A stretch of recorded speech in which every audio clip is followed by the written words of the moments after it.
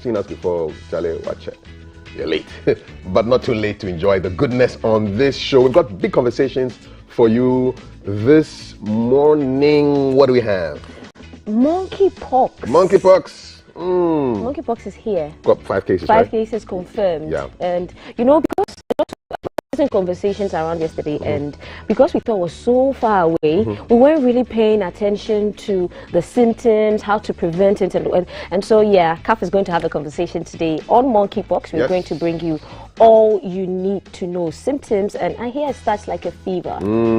Yeah, so we'll get all the information. Yeah, we'll get all the information, and then also, yeah, Alan will be coming to us from the Agbogloshi market. We have word that some of the market women want to tell us how they are faring after the floods, and so that's where Alan will be keeping an eye from. And then Jay will be keeping an eye from an area around Spintex where the potholes is causing serious traffic, and so yeah, and then we'll be bringing you traffic hotspots from around the capital. Then you can send us what traffic looks like in your area as well via our WhatsApp number, which is very, very active on 05555 Okay, so she talks to you she talks with Ojo later on, and I have a chat on Green Ghana Day -1. Tomorrow is the day where we're having a chat about it. Today, we've got sports at 7 o'clock, headlines at 7:20 with the Sheikh and the Reverend. If you don't know who they are, you will find out in 1 hour and 21 minutes. And health check. Health check. We're making crispy samosas with Lady Telma. How do you say let's go in Chi?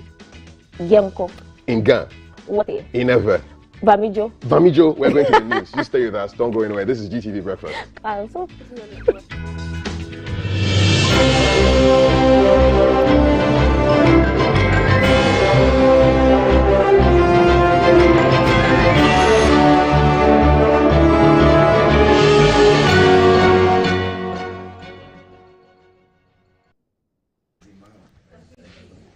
Good morning. Thank you for joining us.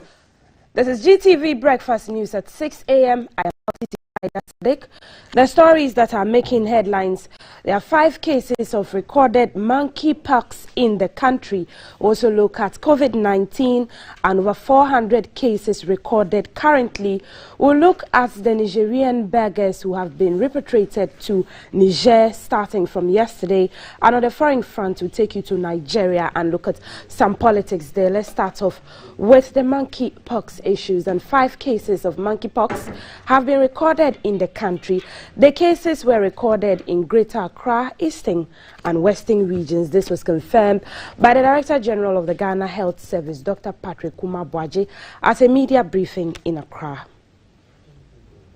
So far, since the outbreak in Europe occurred, we've tested 12 suspected cases in Ghana since 24th of May.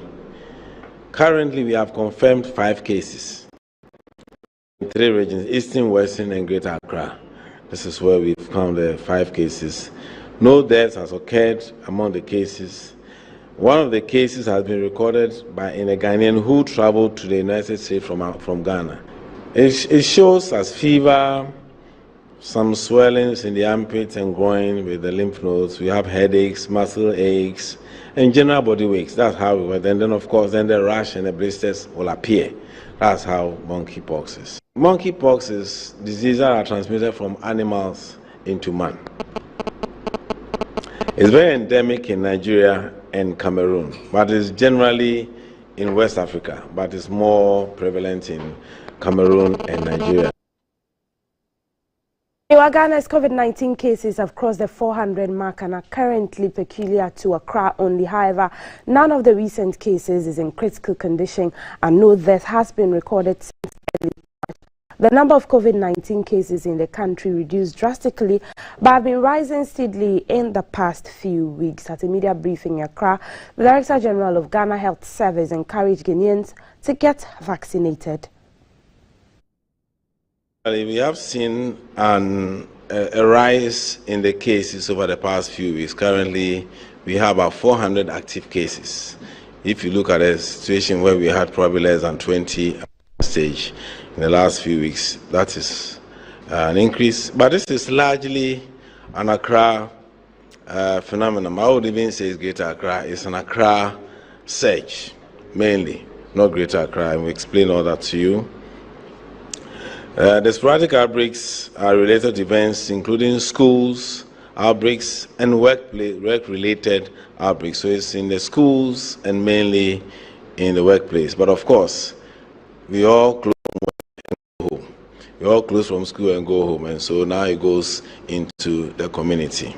We are seeing very low positivity at the airport lately. And the Omicron virus variant remains the most dominant still.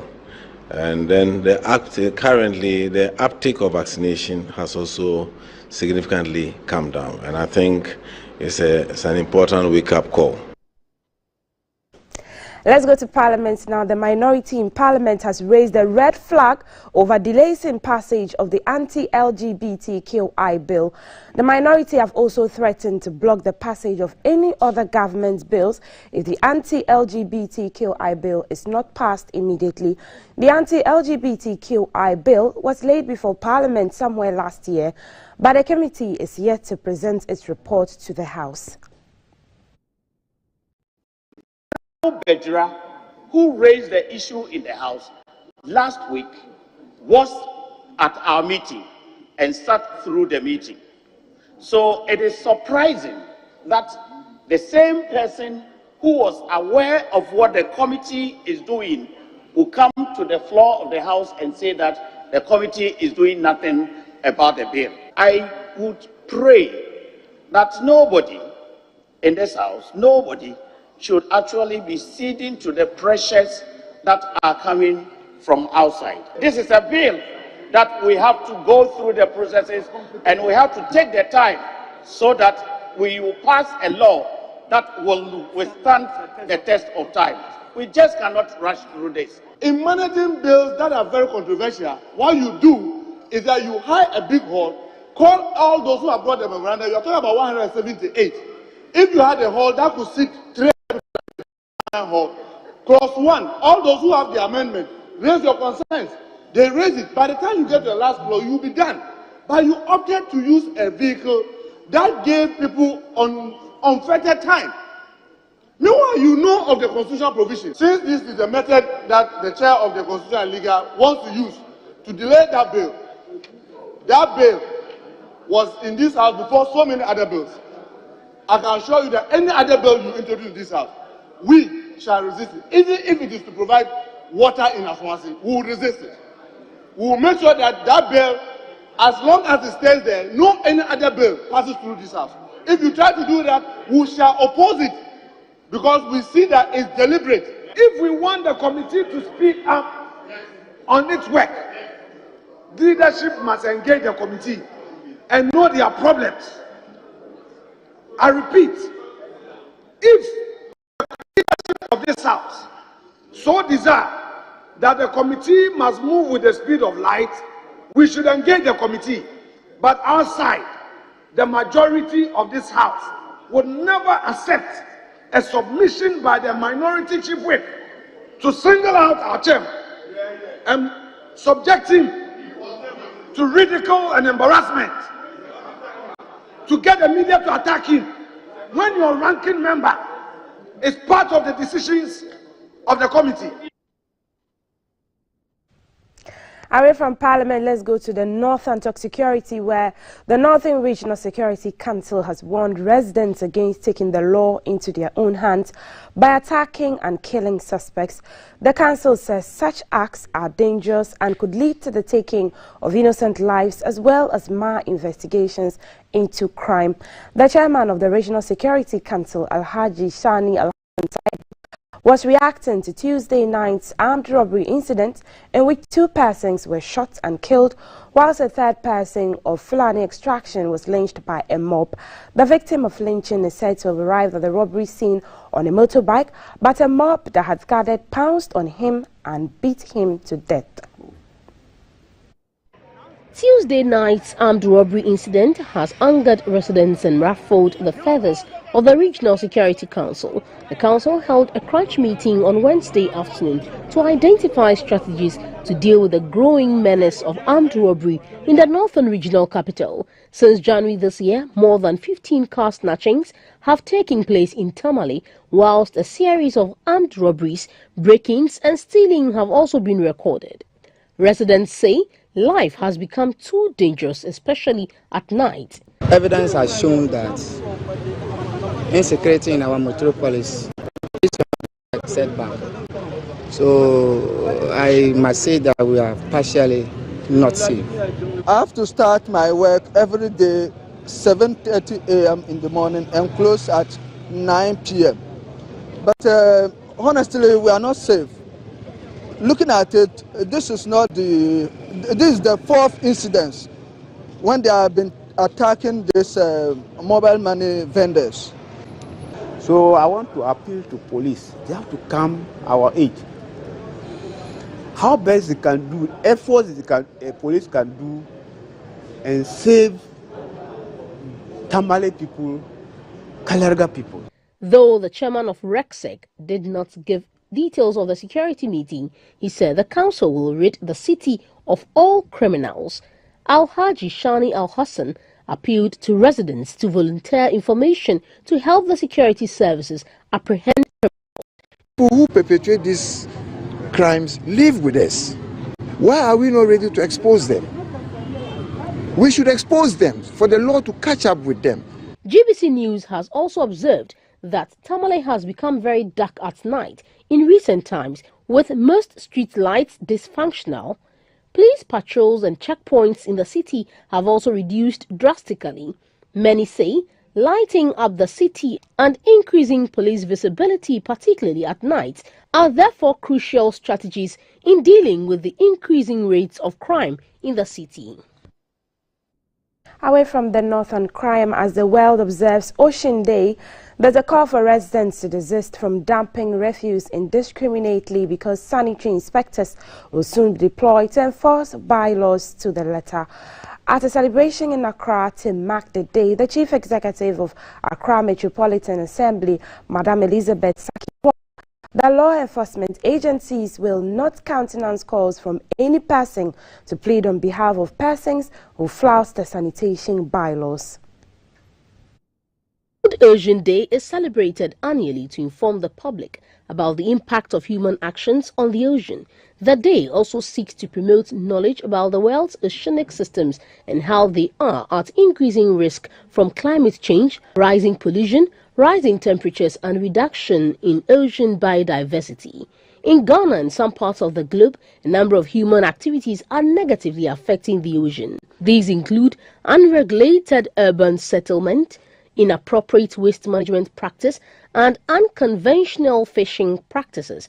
This year's theme, Revitalization Collective Action for the Ocean, is a call on all to halt actions that harm the oceans. The Minister of Environment, Science, Technology and Innovation, Dr. raised concern about plastic pollution in our marine environment. We revitalize the health of our degraded marine ecosystem, and by beating the menace of plastic pollution and contribute to attaining a cleaner, richer and greener city in Ghana. The Chief of Naval Staff, Rear Admiral Issa Yakubu, said the Ghana Navy has partnered a number of quasi-government institutions to safeguard Ghana's coast and the integrity in the ocean. Rear Admiral Yakubu was, however, worried about Ghana's current anti-piracy law, which he said is not biting enough. He announced that President Akufo-Addo will soon launch a national maritime strategy to provide guidelines on the operations to curb the practice, which is gaining notoriety in the Gulf of Guinea in recent times. There were solidarity messages from Environmental Protection Agency, Parliamentary Select Committee on Environment, Science and Technology, and the Fisheries Commission. The Ghana Enterprises Agency, GEA, and MasterCard Foundation Young Africa Works project have presented startup kits to 373 young entrepreneurs who have completed a 6-month apprenticeship to Enterprise A to E component. Beneficiaries were from the East, Central, West, and North Gonja, Bole, and Sola in the Savannah region. Youth unemployment has been a major challenge for government across the world, and Ghana is no exception.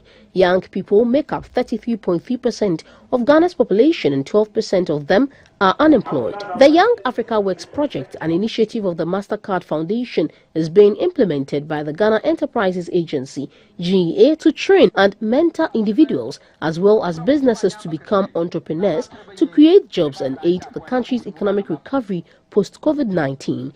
It says lack of capital and startup kits for entrepreneurs, ineffective vocational and technical skills, lack of access to markets, business mentors were cited as the main reasons stifling entrepreneurship in Ghana. The Youth Entrepreneurship and Employment Program is an upgraded and job-focused version of all the apprenticeship and technical training programs undertaken by GEA. In the Savannah region, beneficiaries were trained in baking and confectionery, dressmaking, hairdressing, barbering, leatherworks, auto electricals, weaving, welding and fabrication. At a handing over ceremony, the chief executive of GEA, Mrs. Kosiyanki Aye, said trainees who are provided with startup kits do better than those who don't have these tools to run their business. She urged the beneficiaries of the startup kits to put the skills they have acquired to good use.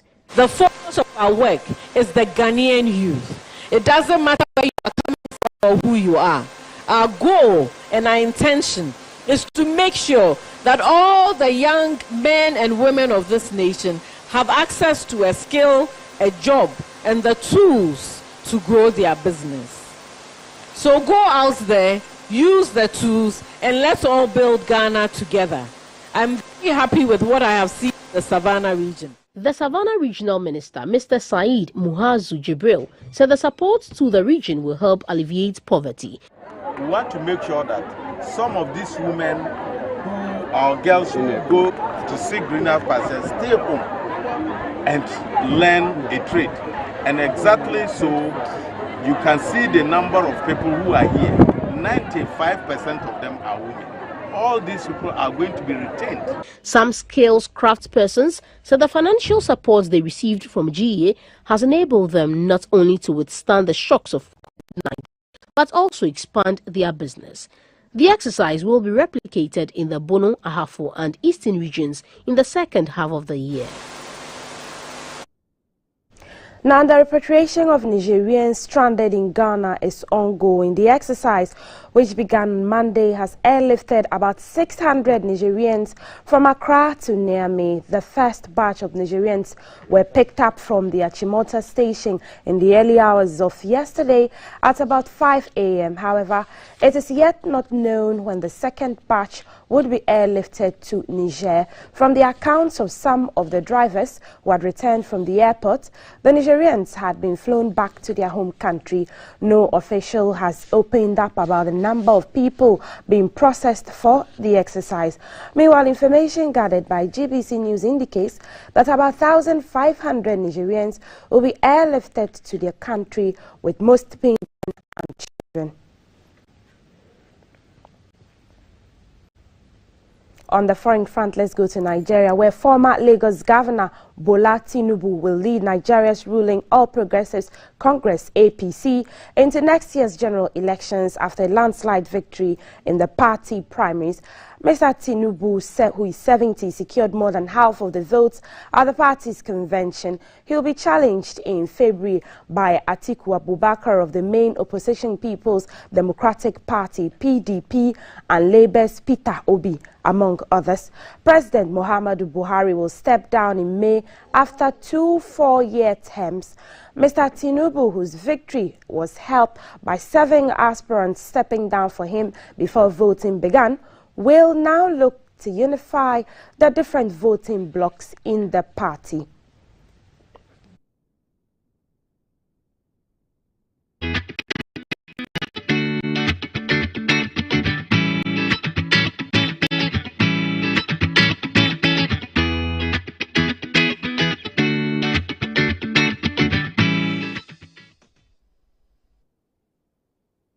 It's time for us to get the weather updates. It's near weekend. Today is Thursday. Let's see how the weather will be. Will it be favorable for us this morning? Felicity Ahafionyo, who is the head of Central Analysis and Forecasting at the Ghana Meteo Agency, joins us on the phone lines. Good morning, Felicity. Good morning, Multity. How is the weather going to be like for us this Thursday?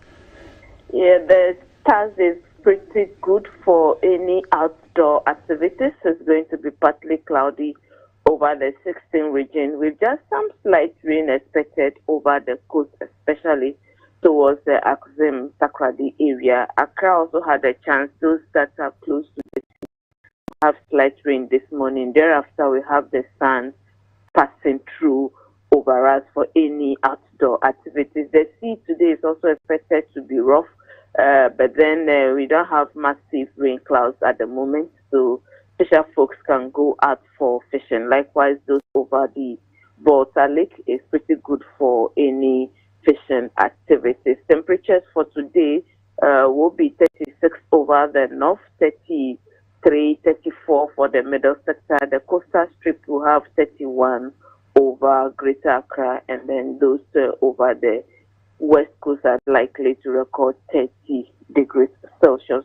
We are having a system which is exiting, entering into Cameroon, into Nigeria. It's going to take about 14 to 22 hours time to get to us. But then if conditions change slightly, then it's likely we may get it faster than expected. So it's going to be maybe late hour of today into tomorrow. So we should all have it at the back of our mind that there is a system. Once we are certain of it hitting us, we will issue a weather warning. All right. How is the sea going to look like for our fisher folk as well? Is it going to be calm as well as the Volta Lake today, Thursday? The sea is going to be rough today. But then the Volta Lake is going to be okay for any fishing activities until we start having the system that we are anticipating to come on. Right. Thank you so much, Felicity Ahafionyo, for that rundown of the weather. Felicity Ahafionyo is the head of Central Analysis and Forecasting at the Ghana Meteo Agency, and every morning she joins us at the climax of the news to tell us how the weather will look like. What I caught was that there's some sort exiting Cameroon into Nigeria, our neighboring country, and in 14 hours onwards it's likely to hit Ghana. So that's the late hours of today. So if you're going home, you might want to beat traffic and get home early so that you would be safe. But that's it for GTV Breakfast News at 6 a.m. with me, Maltiti Saida Sadiq. We're still live on DSTV channel 278. Wherever you are in the world, you can watch us. Share your thoughts and comments with us on our social media pages. On Facebook, we are the Ghana Broadcasting Corporation. Up next, the food conversation will come your way. Valerie is preparing to sit with Lady Thelma, or to stand with Lady Thelma Boy to bring you some crispy homemade spring rolls and samosa. And CAF later on will bring you all the discussions around monkeypox, the headlines, and all the other segments. It's a packed show. Stay with us.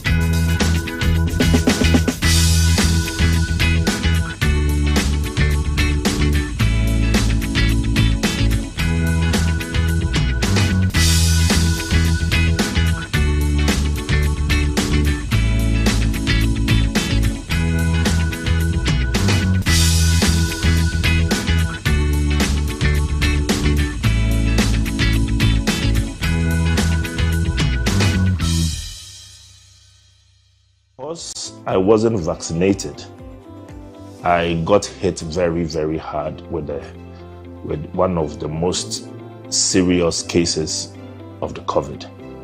I was bedridden for a month. I was on 12 cylinders of oxygen before my saturation was stabilized. I got the worst of COVID and nearly lost my life. And I think that I am so lucky to be here today to talk about this. Later on, I came to find out that what the vaccine would have done to me to help me was actually help me fight the disease. It would have created antibodies to help me battle the disease. And I wasn't vaccinated, so I was knocked very, very hard.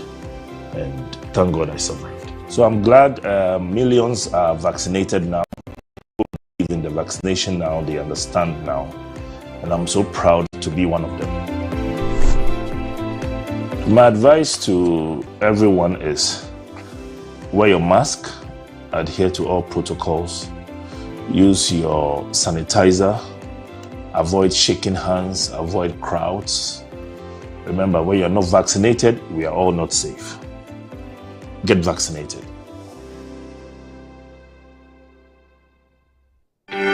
From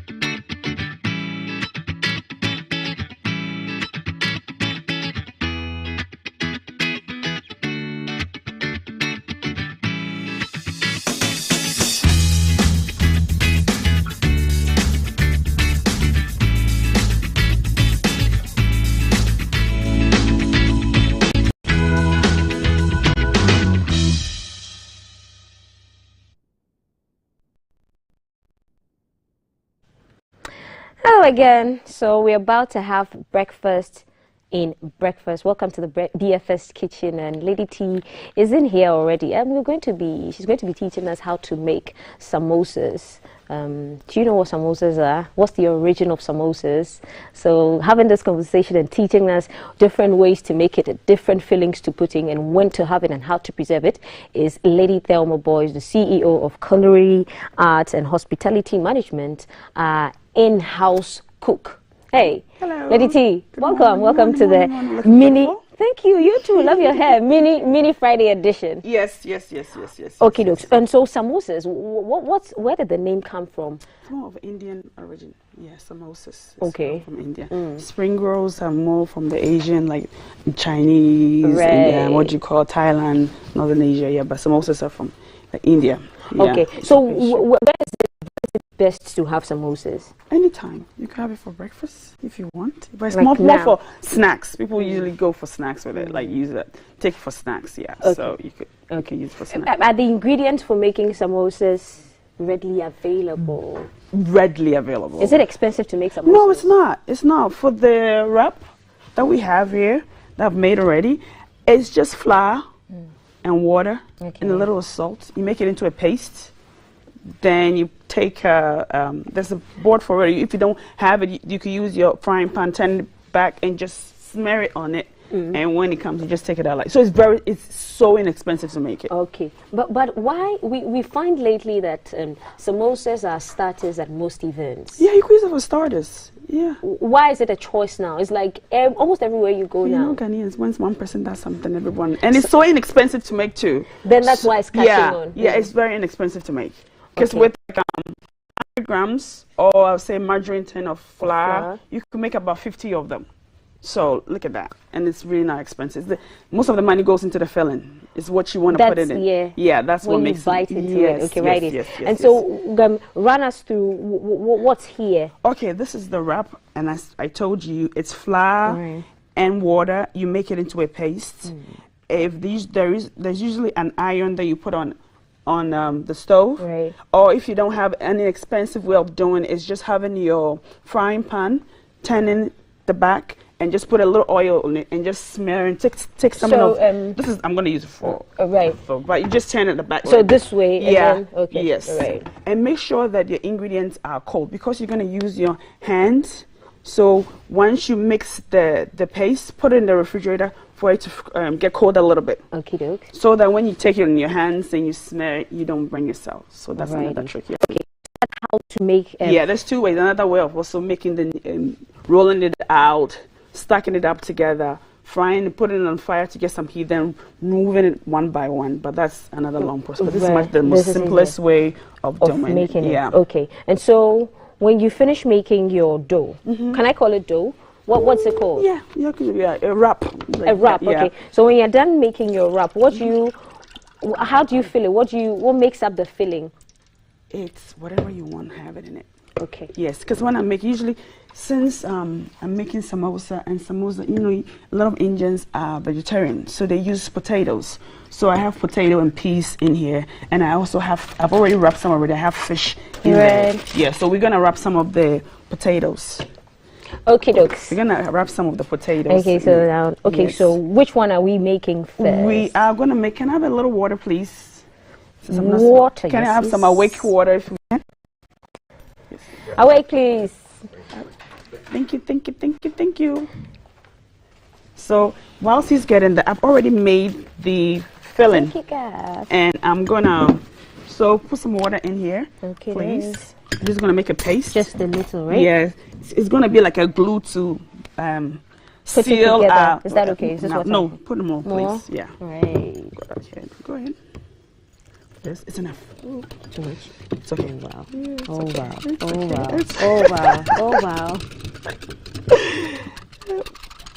It's okay.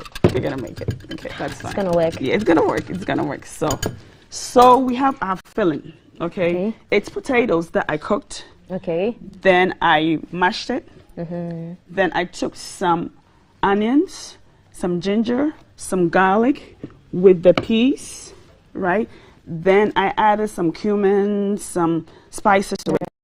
This is is it. Okay. For the filling, yes. And usually then we'll come to what we use for the dip. So what it is we're going to take we're going to go together. Okay. We're going to take first of all, she didn't give me this, so okay, let's do this. It's too light. Okay, so you have to yeah, you're going to smear the paste around it. Okay, good. Smear it around it like this. On the edge? On the edge of it. So can I do it for you? Yes, please. Do it on the edge like this. Then usually there's a dip that goes with it. And in Ghana we usually do shito to go with it. But I did 2 other dips that we're going to use. So, and we put this in the middle. Like this. Our filling. So this is a potato. There's a potato filling. Yeah. You could do meat, whatever tickles your fancy. You know, whatever fancy. Yeah. Okay. So the filling is in. So we are going to wrap it now. Yes. We're just gonna do it like this. Baby. Then you take this and this one. This way. Yes. Then you take it. Then you fold this on top like this. And. Guys, I'm making samosa for so that's it. That's it? Yeah. And we seal it so that it doesn't. Today I'm not. Okay, we're just going to. Oh, she gave me a brush. Here, take that. So just seal it. So we've already made some. We're going to start frying. This is our potato one. I think our oil is. We'll go a bit higher. We don't want it to absorb. And with the samosa too, you could pan fry it and put it in the oven. There. Oh, great. Well, start. So this is it. Okay. Yes. So we're just going to fry it again. Just going to fry it. And if you don't want to deep fry it, what you could do, you could pan fry it. Pan fry it, yes, put a little oil in there, right? Put a little oil in there. Right. Put the samosa in there, turn it around, and if we could put it back in the oven for it to just crisp up again, just to cook. Because the filling is already cooked. You just want to cook the wrap. Okay. Yes. And so how long does it stay in the oil for? How long? So it's nice and golden brown. That's it. Like I said, the filling is already. It's already cooked. It's already cooked. So what we're gonna do is we're gonna just take some of our paper towel to absorb the oil that we have here, and I'm gonna go through the filling that I have for you today. Excuse me 1 second. Right. Okay, so we have our regular usually goes with it, but then I have this spicy ginger and garlic sweet and sour sauce that I made. How is it difficult to make? How did you? It's very simple. Okay. So I took sugar, and water, boiled it a little bit. Then I added chopped up. What's the proportion? So if you take 2 to 1. 2 to 1. Yeah. So water more. So if you take, let's say, 1 cup of water, you take half a cup of sugar. Right. Cook it out to become like a little syrupy. Then I chop some garlic and some chili pepper, the red one. Right. And I added it to it. To thicken it up, I added corn flour or cornstarch, as I'm going to say. Cornstarch and a little bit of vinegar to give it that sweet and sour taste. So that's it. The next one that we have is I had yogurt and I took green chili. I had some cumin in there, so a little bit and lemon zest also to go with it. So it doesn't have to be shito. You could, spice it up a bit. Spice it up a bit. See, it's almost brown. We just want to cook it a little bit. We just want to cook it up a little bit. And this is the same wrap that you use for spring rolls. Okay, it's the same wrap. And so, if assuming I was making spring rolls, I'll put my filling in here. Yes, we could use this to make a spring. Why not? Just for you too. Okay. Yeah, just put it in. So while the samosa is frying, I'm going to try and make spring rolls. If you want to get it, just use that fork. There you want fork. So you can use it too. So with the same ingredients, you can make 2 separate snacks. Yes, you can. Make 2. It's just the folds, that makes it different. Okay. The samosa is usually as like a pyramid, like it looks like a pyramid. Yeah. Yeah, but this one is you just and it's elongated. Okay. So do I use the no, you just, okay. So that one, okay, the filling is a bit much, so we would take it like this, right? Right. Then fold this, right? Right. Then we just go like that. And that's it. Then you just put the paste around it. So now our samosas are ready. This is the potato one. So, and you can make your wrap, and if you want to freeze it, you have to freeze it individually. Okay. If you put in like by the time it comes out of the freezer and you thought what will happen, it will stick together. Yeah, so you have to individually wrap it. The best to do is to make it the day of, but if you want to do it and fry it, that is fine. How is it best preserved? Just in the refrigerator? In the refrigerator. Even when it's cooked, you can preserve it. You can keep it like this. Yes, in the raw state in the refrigerator, and then when it's freezer, cooked, yeah, you can keep it. Yeah, also you can. How long? When it's cooked, how long do you advise to keep it in the refrigerator for? When it's cooked, you can freeze it. Right. Yeah, and that will stay for like 2 months. Okay. But if it's in the refrigerator, it's about a week. Yeah, it's about a week in the. This one open, so we're gonna take it out. Let's see. So this is our fish, and I made a fish one. You could use meat if you're vegetarian. The vegans, you know, they could use the potatoes, and it's really. I'm gonna move this a bit so that you can make it as spicy as you want. Alrighty. Got busted. I'll move this so that our cameras can catch. Sure. Our cameras can catch the. So we're gonna make this is the potato, the fish one. Right. And once it's done, we're gonna plate it. And to plate it, my miserable lettuce. So we're just gonna put some lettuce as the base, so that it looks attractive. You just wanna. Oops. You just wanna. This is it. Okay, good. And the next one, it's here. Can you take it out for me? I think it's done. So let's take that one out. Ooh, I think it's almost get it out. It's almost done. Yes. So when you're done, you could just put it here. So this is the fish. Yes, this samosas. is the fish. The samosa. Yes. Okay, so we're gonna you can put the rest in there. So we're just gonna put one fish, one potato.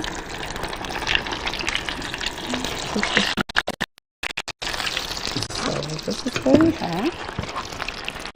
Ready? I think they all could go inside. Okay, all can go in. Yeah. Yeah, big enough.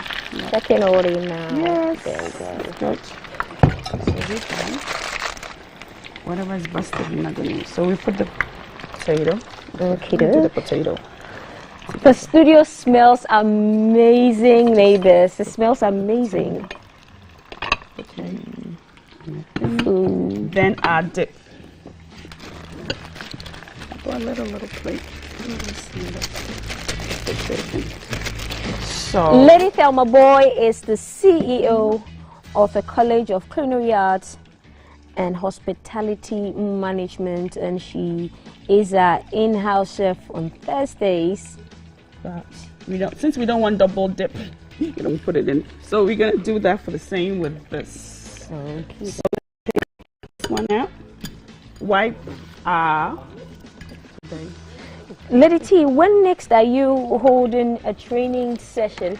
And can anybody just contact you? Yes, anybody could just contact me. And so are you available for gigs? Yes, I am. Catering to parties, weddings, private events. How do we find you? Call me personally. Okay, call Lady T personally. Yeah, what's your number, Lady T? 024-370-8575. 024-370-8575. Or you could go on Instagram, or the school's page on Instagram is GoCom or College of Culinary Arts. Yes. Facebook also College of Culinary Arts. And then where do we find you physically? Where's the school? Where's the College of Culinary Arts? You can't get lost. On the way to the Mamobi, it used to be a polyclinic, but now it's a regional hospital. Right. So Mamobi Regional hospital.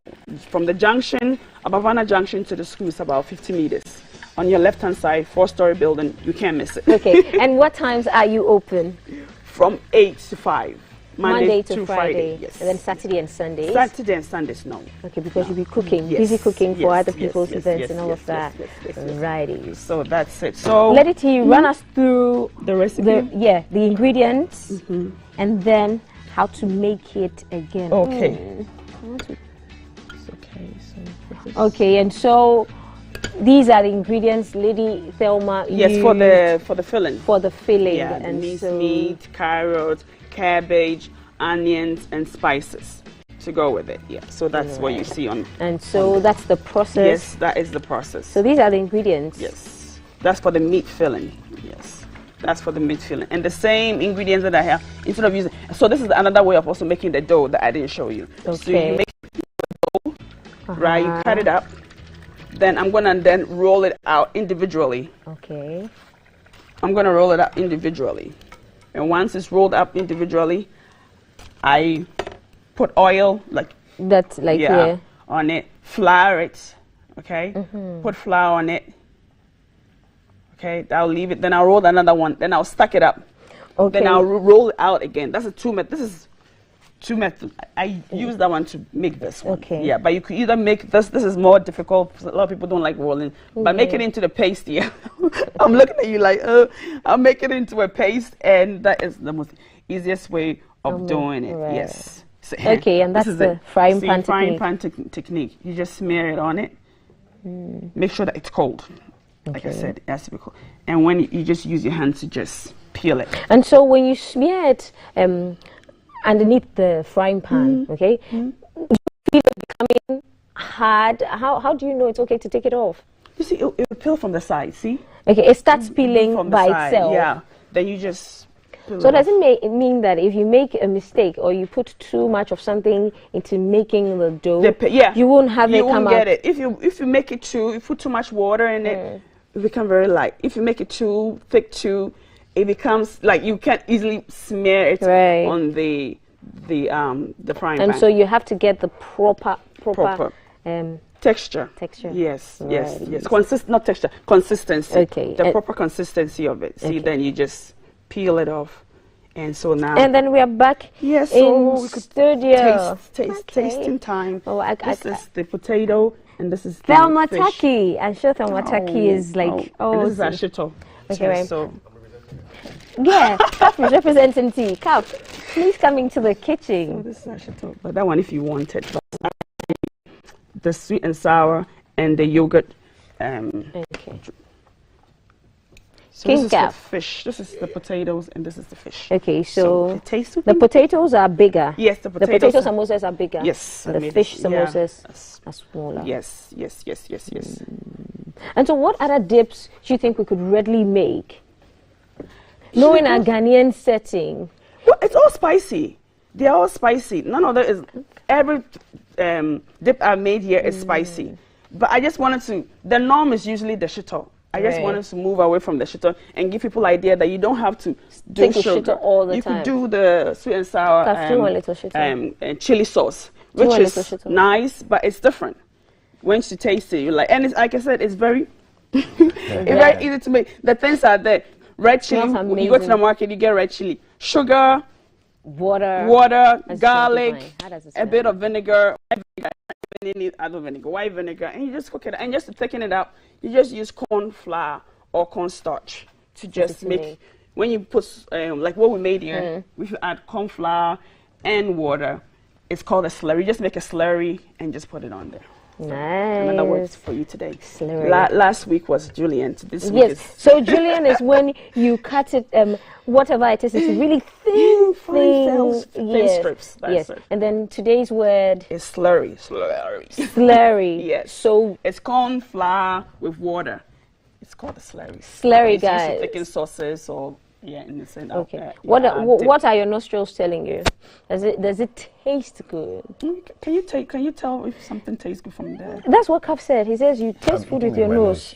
Okay. But I'm told that the taste is also in the pudding, so the taste actually have to go. Because sometimes it smells nice. Can I go away and eat this away from the glare of Ghanaians? Take the bite. Just first bite and let us know. Alrighty. Okay, so this is the samosa, right?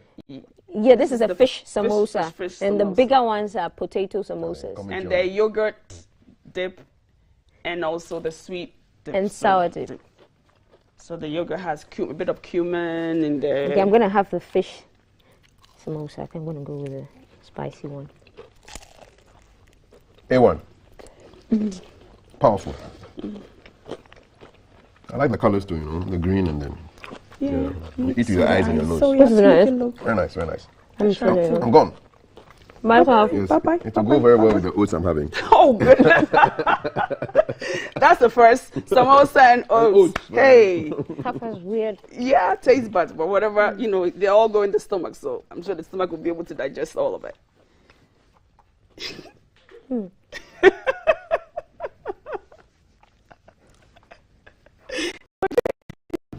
Your tissue. This is priceless. So, we don't talk when there's food in your mouth, but yes, it's not ladylike. I didn't know my camera man was going to zoom in on me. I'm sorry, but did look, it on your food is purpose. amazing. It's so spicy. Yum. Yes. And this one, especially this, you Yeah. think there's sugar Come in back. there. You will not, but it really is. I'm feeding the camera crew, You so want give me more? some more. Oh, go ahead with the dip. Go ahead, you take it. Okay. Yes. So, Lady Thelma, she's the CEO of the Culinary Arts and Hospitality Management. Then you want more of the dip and So stuff. there's Now, I know the director and thing wants to come down, but I'm not feeding them. I'm feeding the camera guy. So yeah, you can find her. Director, this one is for you. You can find her on Instagram. You can find Lady T. You're not going to we are heaven. going to make Lady T is going to make more when we Yes, go off. yes. Yeah.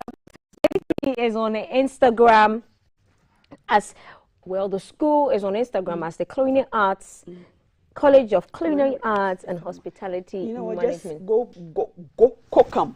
COCAM makes it shorter. COCAM is the acronym. COCAM is on social media, and that's where you find Lady T, and you find all her amazing recipes and easy to go to stuff that you can take to work. You can take to work. You can give the kids to school. Like easy peasy, how to make real stuff really quickly, and that's Lady T for you. Yes, and this has been a samosa, crispy samosa session from the BFS kitchen. Coming up, we still have the Liverpool chick who's still bleeding red. Maltiti Saida Sadiq is standing by to bring us breakfast spot. Also, we'll have a conversation on monkeypox, all you need to know about monkeypox. We'll also be speaking to a comedian later on the traffic hotspots. Look, it's a packed show, and we encourage you to stay. Our WhatsApp number is very, very active on 055-556-1034. Right, and so T, before we finally let you walk out of here without the food anyway, run us through the recipe ingredients again. A quick one. So for the wrap, it's just flour, water, and salt for the wrap. That's it. Yeah, and for the filling, potatoes that we boil it. When it's cooked, you pass it. Then we added peas, ginger, garlic, and spices. The yellow color that you see is a turmeric that gives to the yellow color. Yeah. And for our fish, we use cabbage, carrots, onions, fish chunks, and a bit of spices. That's to make it. You could use the same. You could also add what do you call it to it? Meat. If you don't want meat, the yes, filling. Yeah. Okay, so then our dips and stuff like and that. so this has been a BFS session in the BFS kitchen, and yes, we're going to eat. There's lots of food in the studio. Also, today is the session where on the headlines we have the Shake and the Rev, and yes, the Rev is in the house. And so, guys, we are very, very active everywhere. If you look for the hashtag GTV Breakfast, you'll find us. And so we'll take a break while Maltiti Saida Sadiq gets ready to bring you breakfast sports. Bye-bye. Enjoy your day. I'll see you again.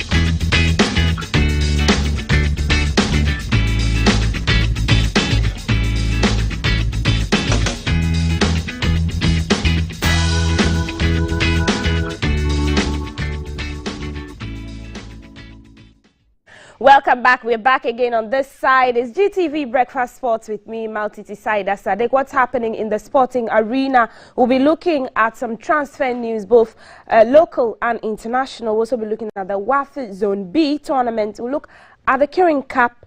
The Goa Awards has been launched in Ghana. As usual, we'll look at it. We'll look at the Ghana Premier League. The Ghanaian kidsman Eric Asiedu, who has died, tributes are pouring in. We'll look at the tributes as well. And a South African boxer has died after some days after a bout. We'll bring that to you as the WAFU Zone B. And 4 countries arrive in Ghana ahead of WAFU Zone B tournament. Now 4 countries, namely La Côte d'Ivoire, the defending champions, Burkina Faso, Niger and Nigeria have all arrived in Ghana for the 2022 WAFU Zone B tournament in Cape Coast. The 4 teams upon arrival were met by officials of the Ghana Football Association and members of the local organizing committee. Now the tournament is scheduled for Saturday, June 11th to June 24, 2022. Meanwhile, the Black Stars of Ghana have held their first training in Japan ahead of the Kirin Cup, now which it is set to kick off in Osaka tomorrow. The tournament, which is serving as a preparatory tournament for the team towards the World Cup, will see Ghana face it off with giants Tunisia, Chile and Japan. The Kirin Cup is expected to give the technical team the platform to test their strengths against teams heading into a difficult World Cup group. Now Ghana has been drawn in Group H with Portugal, Uruguay and South Korea.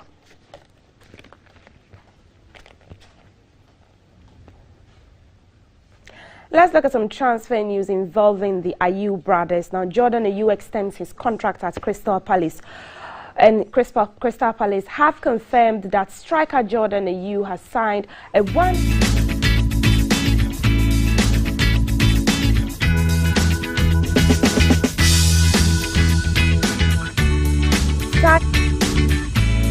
the club in the coming season. The Ghana international joined from Swansea in 2018, initially on loan.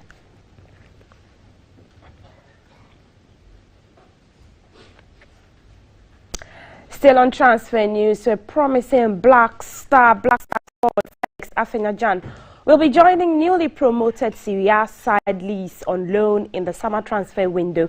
Now the 19-year-old enjoyed a decent campaign with the Rome-based club, but struggled to get more playtime due to competition from Roma's best player last season, Tammy Abraham.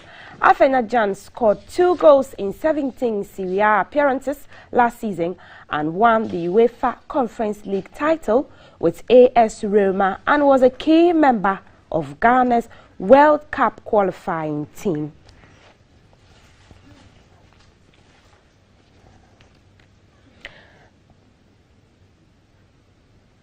Now let's look at efforts to award sport women in Ghana. The 5th edition of the Ghana Outstanding Women's Awards has been launched in Accra. The prestigious annual awards gala is a platform that confers honors on women in various areas such as politics, entrepreneurship, health, and sports. This year's awards is slated for September 3, and sports have 2 categories on the 9th. That's the Outstanding Woman in Sports and the Outstanding Woman Sports Journalist. Let's look at Ghana hosting the Triathlon Africa Cup of Nations. Now, Ghana is set to host this year's Triathlon Africa Cup of Nations Championship from June 12 in Accra. Several triathletes from the African continent are expected to grace the occasion, which serves as qualifiers for the 2022 Commonwealth Games in Birmingham. Triathlon is a sport that involves 3 events: swimming, riding and running. The championship will be hosted at the La Boma Beach.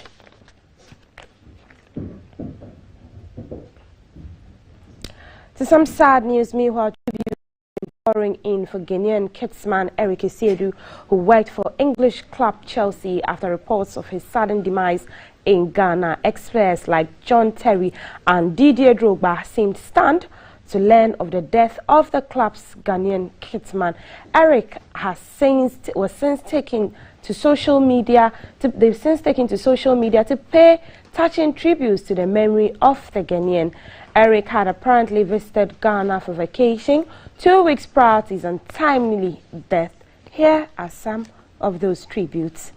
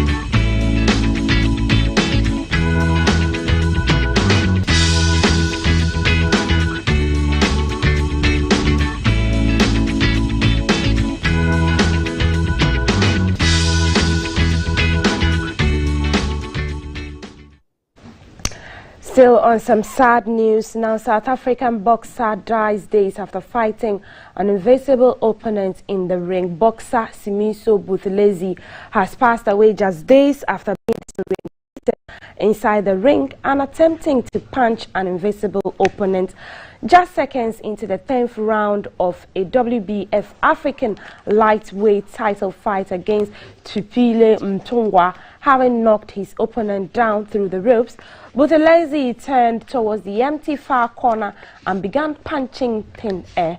Buthelezi appeared confused and the referee quickly called off the bout. Here are the highlights of that fight. Walked onto hard jab, and then he turns.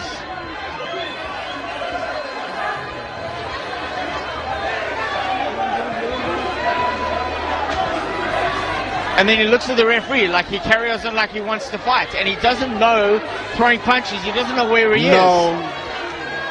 No. This happened, Colin, almost 20 years ago between Okilam Lefe. He had Buthelezi having... Yeah, but look what happens now. Look at his body reaction now, how he responds. He's looking, he turns, and then all of a sudden, inexplicably, he turns and he chases the referee. He thinks the referee is the opponent. Look, the referee's still signaling, and he's throwing punches. And here's a good call by the referee. The referee did the right thing, and he protected the fighter. Very, very sad event there. Let's look at some transfer news on the international front now. And the Reds, Liverpool, have rejected a deal worth £30 million for Senegal forward Sadio Mane from Bayern Munich. The Reds have been left bemused after the German club returned with the offer after an initial bid reported to be worth up to £25 million was turned down. Now, to want about 50 million euros, that's 42.8 million pounds for 30-year-old Mane, considering Bayern's similar valuation of 33-year-old Robert Lewandowski. Mane and Lewandowski both have 1 year remaining on their current deals.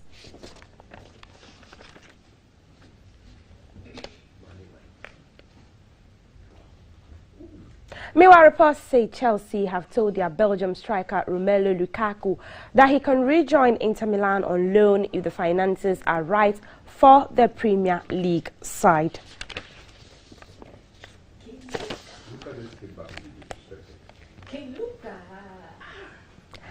Mane is not going anywhere. He's stuck with Liverpool, believe me you. Well, let's look at the issues surrounding corruption with the former FIFA presidents and the start of the trial of Sepp Blatter and Michel Platini has been delayed by a day after Blatter said he was too ill to testify. Blatter told the court hearing in Switzerland that he is unable to testify because of chest pains and that he was having difficulty breathing. Judges at the Federal Criminal Court in Bellinzona allowed Blatter, the former president of FIFA, to make his testimony today. Now, Swiss prosecutors claim a 2011 payment of 2 million Swiss francs, that's 1.6 million pounds, made by Blatter to Platini, ex-president of UEFA, was unlawful. Let's look at the 2023 AFCON qualifiers. 2023 AFCON has been ongoing and a number of matches recorded yesterday. Now, Algeria went away from home to pick the maximum 3 points by beating Tanzania 2-0 in Dar es Salaam. Here are the highlights. Wanted a corner. So not getting.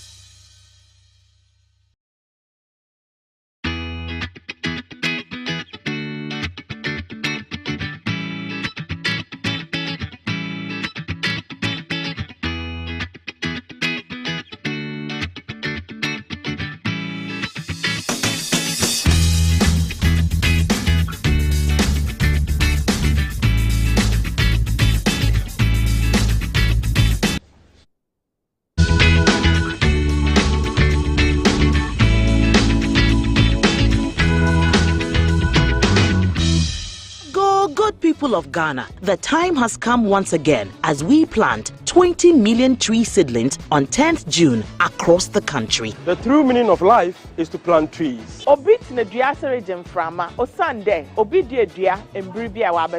This campaign is proudly brought to you by the Government of Ghana under the auspices of the Ministry of Lands and Natural Resources, Forestry Commission, with support from Are you ready? Green Ghana. Let's go planting.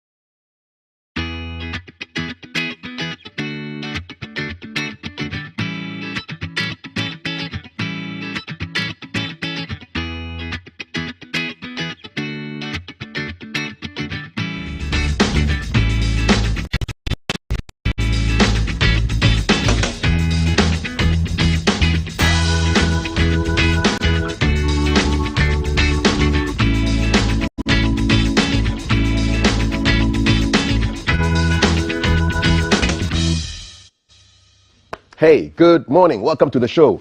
We've got coming up on the way all you need to know about monkeypox. We have 5 cases in Ghana today, and we need to tell you exactly what to look out for. So that's a conversation happening in the next hour. Also, Valerie, sit down in your world with Ojo, who's a comedian. And talking about comedians, we have KSM coming to the studio tomorrow, and that promises to be very exciting. Have you ever followed him? You follow him on Twitter? His timeline is just lit. And he's our guest. Kweku Sintimisa is our guest on GTV Breakfast tomorrow morning. So you make a date for that. My guests are in the studio. Reverend Dr. Lawrence Tete is president and founder of the Worldwide Miracle Outreach. And Sheikh Armiyao Shaibu is the spokesman for the National Chief Imam. Gentlemen, you are welcome. Thank you. Thank you. It's good to have you here. How has the week been so far?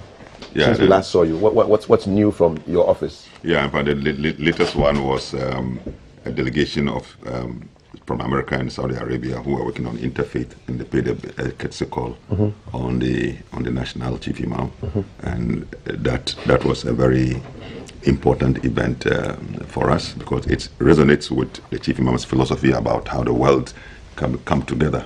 Especially, we are interested now in saving the image of religion from the notoriety of being the cause of killings and hate in the world. Yeah. And I think that we want to make religion relevant to human experience, that religion can lead you, apart from salvation in the afterlife, in this world, to really make life fulfilling, rather than religion becoming the reason for why I see him and I have to kill him, or I see him and I have to hate him. I have to look for his downfall. I see him as an opponent, and so I'm already ready to deal with him, and so on. I don't think, and sometimes we have killed in the very name of the God whose attributes are compassion. And I see a big contradiction. The God whose name is compassionate, whose attribute is loving, in his name we have killed. In his name we have shown hatred. In the spirit and my understanding, I can't do that. The attribute of God that I worship inspires me to be loving and to be part of that which brings beauty, because God is beauty, and the spirit that is beautiful does not destroy, and that's the way. So we're excited with those groups that have come to the Chief Imam, and that's for a week. That's something that excited us. Okay, thank you very much. Our regards to Chief Imam. Yes, telling we so enjoyed that trip. That visit we had. We'll have to do it again. We'll do it again. They say if it's nice, you do it twice. Reverend, what's since we last saw you? I'm just coming from Takrady. In fact, we came straight to the studio from Takrady. Oh wow! We left Takrady at 3 a.m. this morning. Wow! I've been ministering to Takrady. Bishop Samuel Setu's 50th birthday. Okay. And Samuel Setu is like a younger brother to all of us. So-called men of God in prominence today, we see him as one of the young ones who have really stood well and has a lot of integrity. So I went to stand with him as a special guest of honor and a speaker.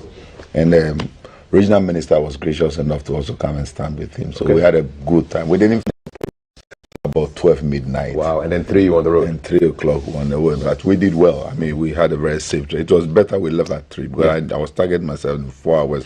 We should be here, and we are. And you're here. So we came straight. So today I came before Sheikh. Let it be put on record. I wanted to be a record. Put on record. I entered here before Sheikh. I felt so proud of myself.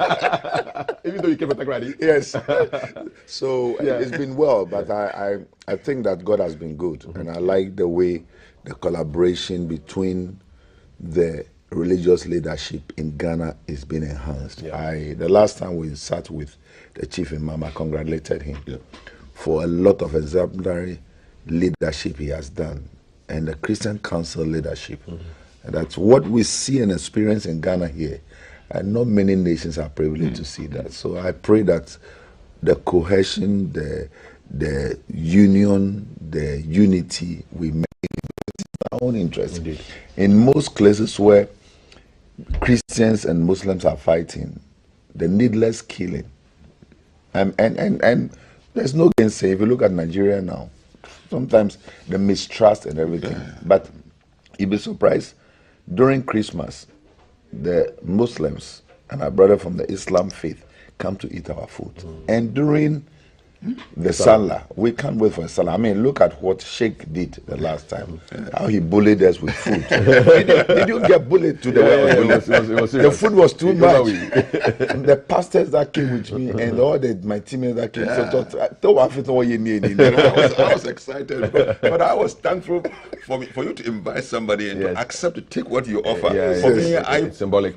I was rather more thankful. Yeah, indeed. That was good. And thank you for the follow-up with the shinkafa your wife did. I mean, that was good. Yes, indeed. Gentlemen, so running stories that I want you to get your views on before we jump into what's in the news today. So, of course, the killings in that Catholic church in Nigeria. Yes. The gentleman who tried to offer his daughter up for an alleged money ritual.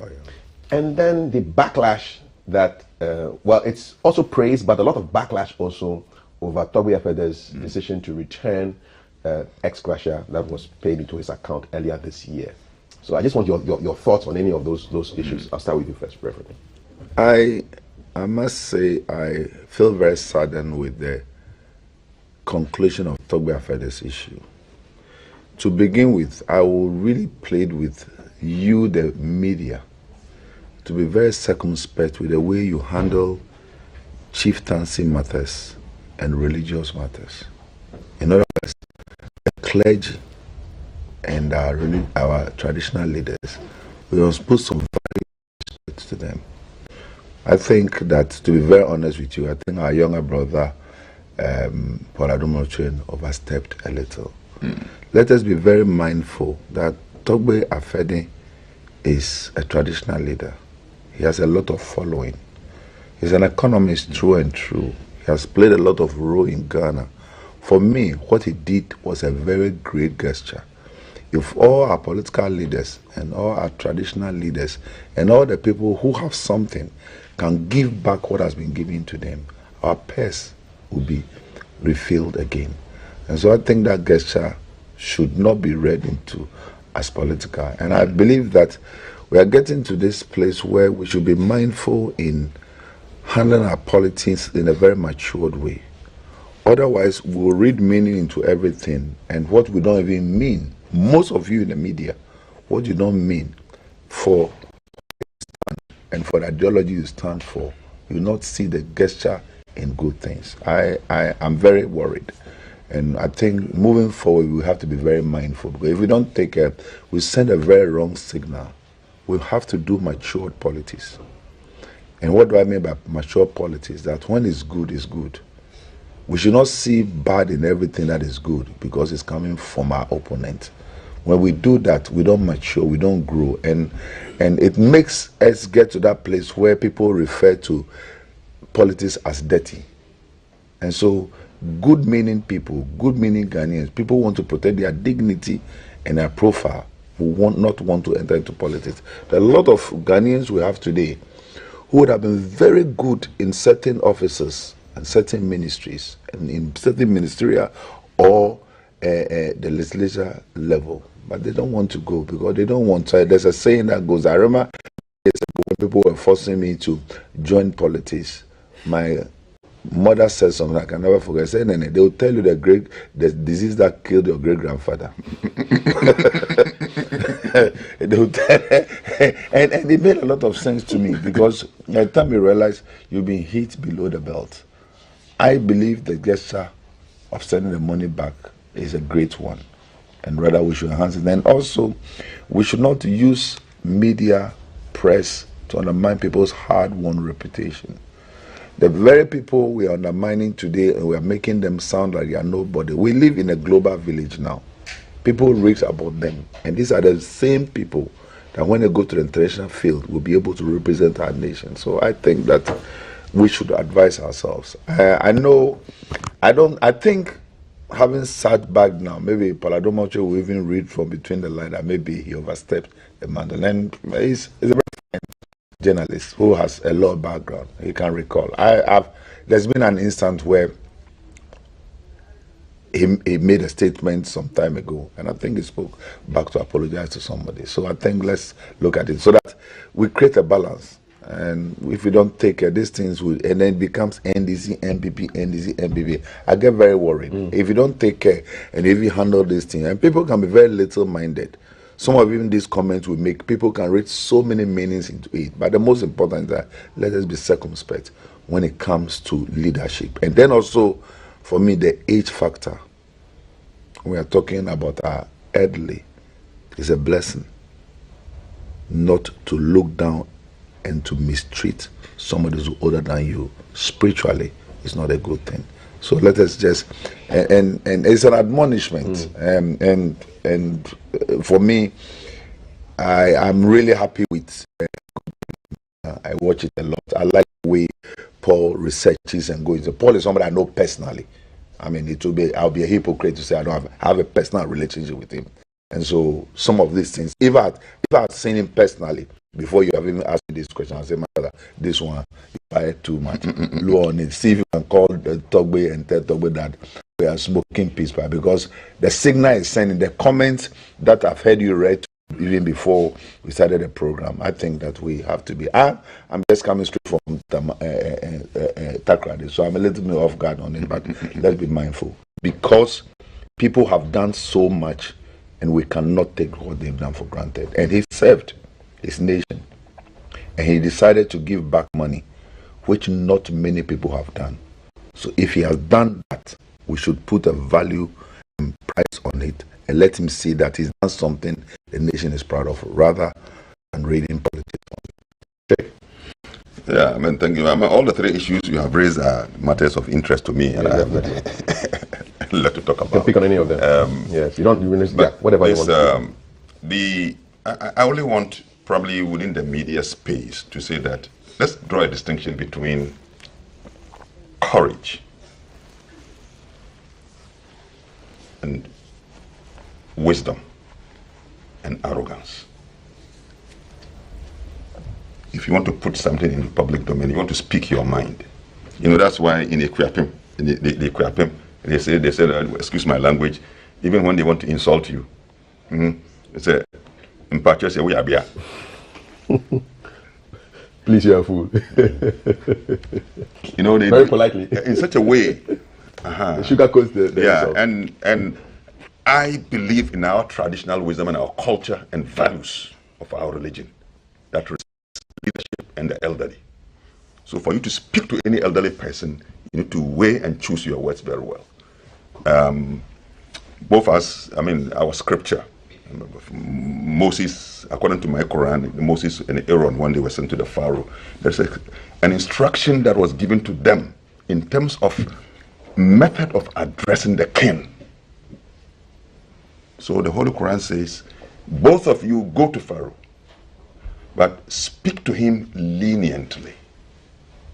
In my interpretation, I say that, in other words, one, know that the person you are talking to is a king, he has followers, he has mandate, he has authority, and understand the protocol of the palace.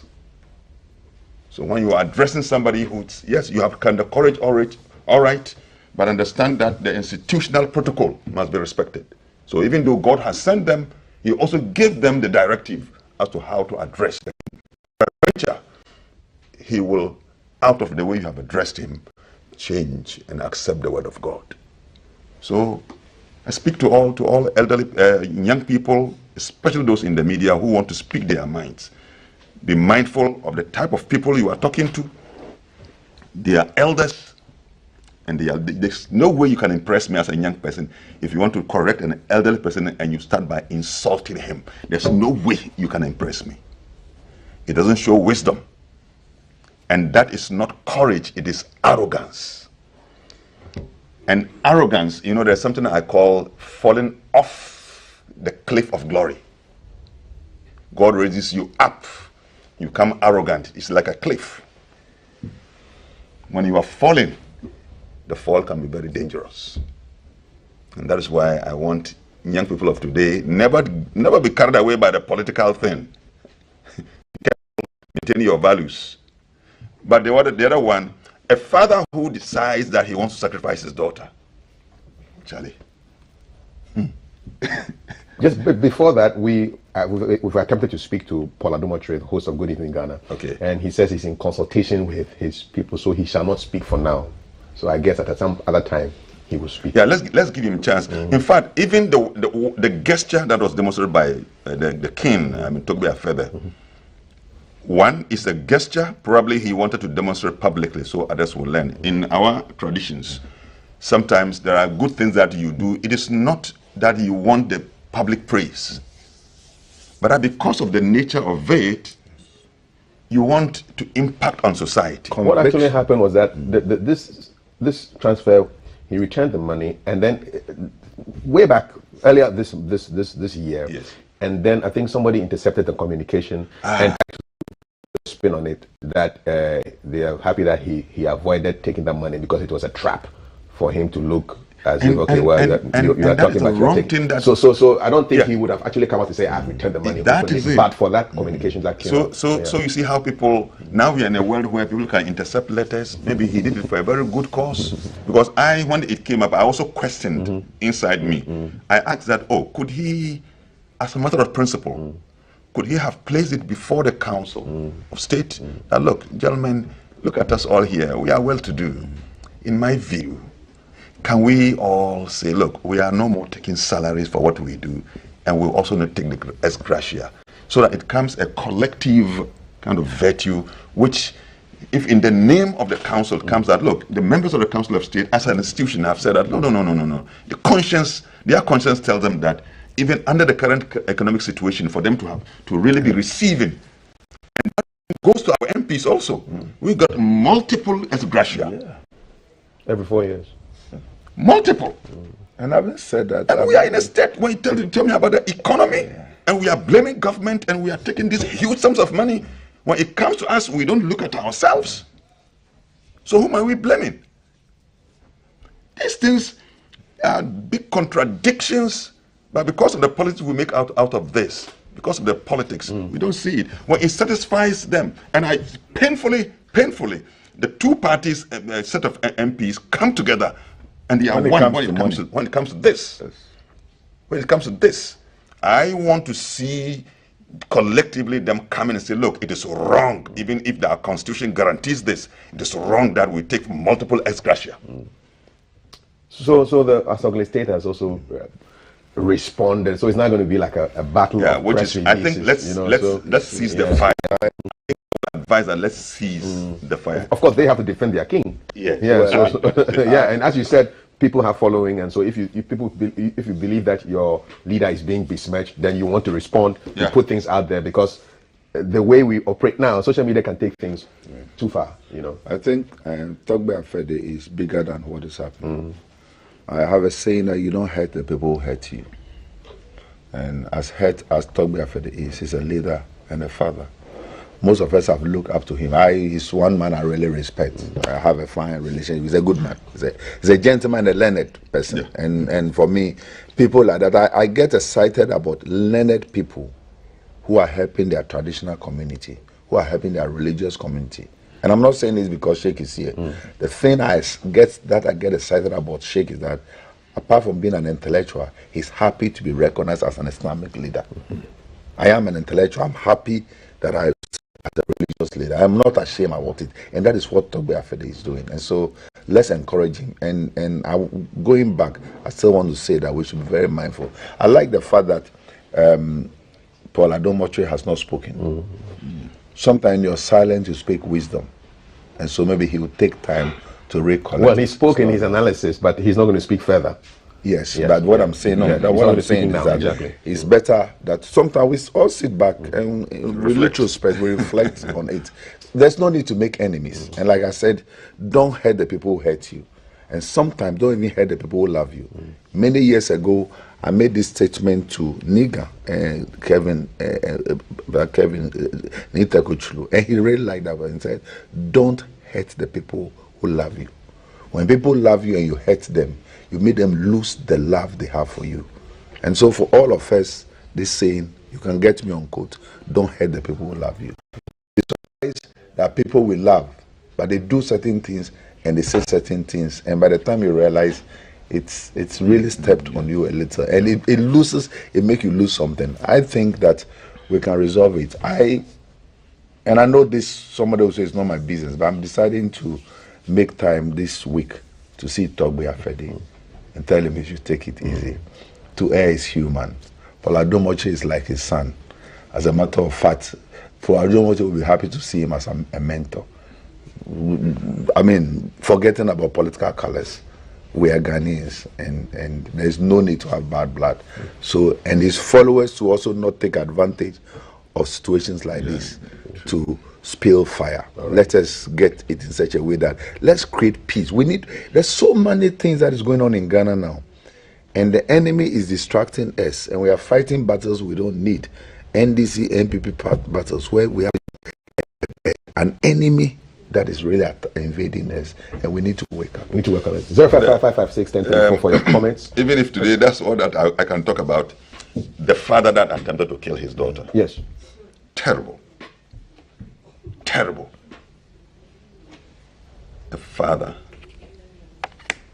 God gives you his favor of a child, and you want wealth, and you can give the life of your daughter in exchange of the wealth which you are not even guaranteed. You see, it's an affront to the very image of fatherhood. With Father's Day just around the corner. Oh, Charlie. That we don't even have much it hit me because I'm somebody who upholds the value of fatherhood. I don't care what other people say, insulting fathers on Mother's Day. I'm here to challenge that. Challenge it seriously. The image of the father.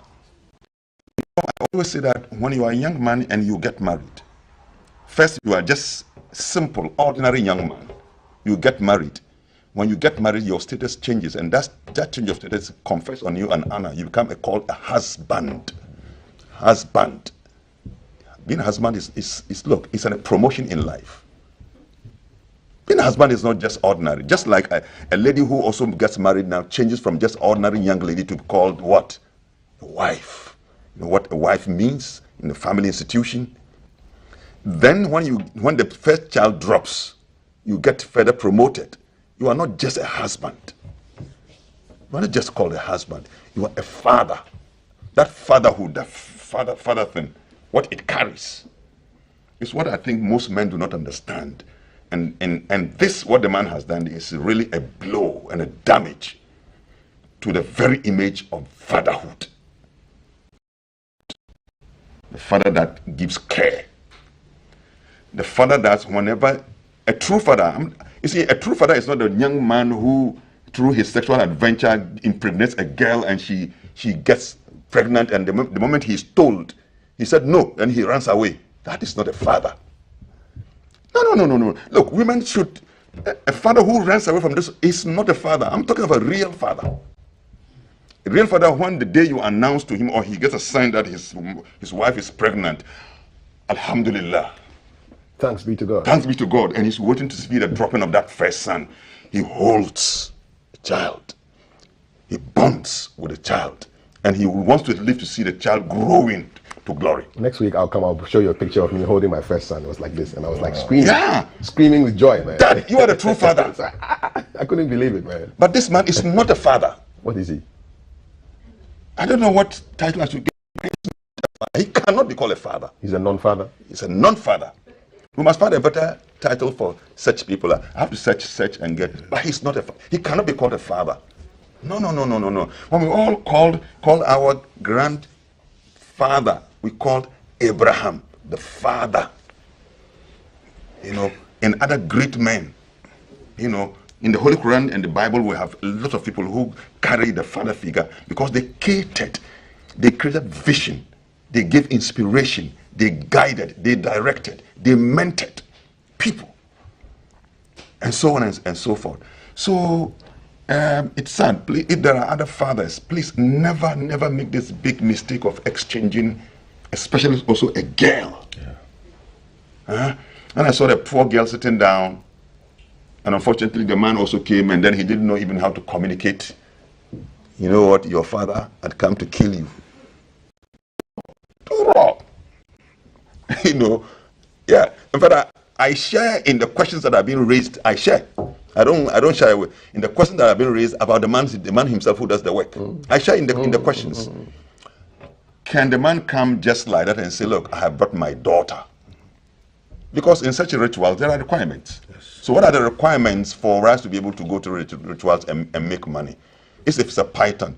So can I already tell you that if it's a python that you are asking for, okay, in place of the python, I cannot get, but I give my daughter. Does it satisfy the requirement? How did that communication come that the issue of the daughter come in? I have my questions over there. And so I agree. Those who want him to also answer you questions. Associate with those questions? I associate with. Reverend. Picking from where even Sheikh is coming, I'm looking at a very sensitive aspect of it, which is very spiritual. It's a level of madness that come into people that made them lose reality. You can only be either spiritually in bondage or mentally unstable to do what he did. If he was in the right frame of mind. So let's check that aspect too. So psychological evaluation. Psychologically, you'll be surprised the dad is mad, mentally disordered. Because we want children. We admonish children. Could be greed too. 19th June. It could be greed, yeah. 19th June is my son David's birthday and my son Emmanuel's birthday. All So on the Father's same Day, can't imagine. How that boy. Your timing was good. Can't imagine. They were born 19th June. No, you are responsible. Yes. You timed it. I told them, asked them, Mother Barbara, how did you do that? You did it. How did David and Emmanuel Prince got born the same day, 19th June? Which is Father's Day. Yeah, Father's Day. It's crazy, guys. What I'm saying is that you can only have a mental disorder to even think of taking your child to the ritualist, let alone to be killed. So mental is there. Secondly, it is possible there's a spiritual bondage. And when people get into bondage, they lose the essence of their being. And so spiritually, we should be looking at that. Psychology will be looking at that.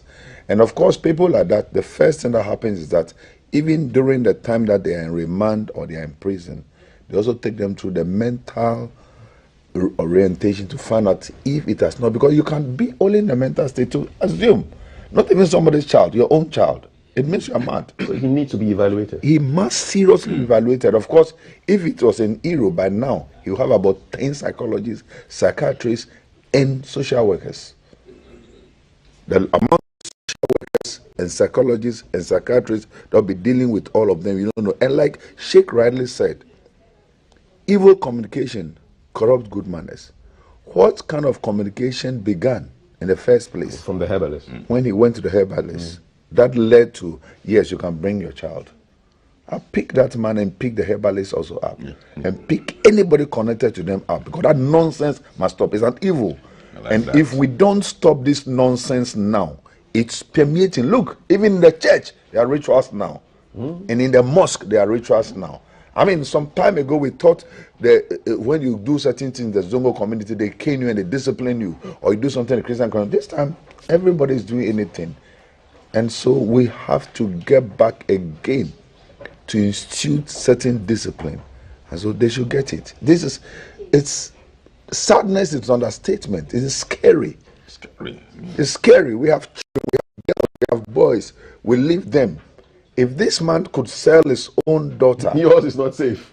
Then this morning, yours is not safe. When I was coming this morning, Bishop Osei Tutu's daughter, who is 17 years old, she's in University of Ghana, UPSA. We brought her to the studio here.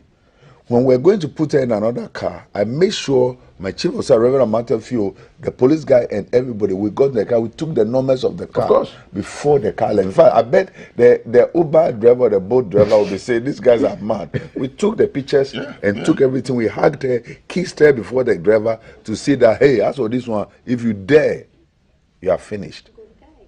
And truly, just around the time we were entering the car, Bishop Samuel said to call that, have we been able to get a car for the child? That's a responsible father. Of course, you're checking up. Yeah.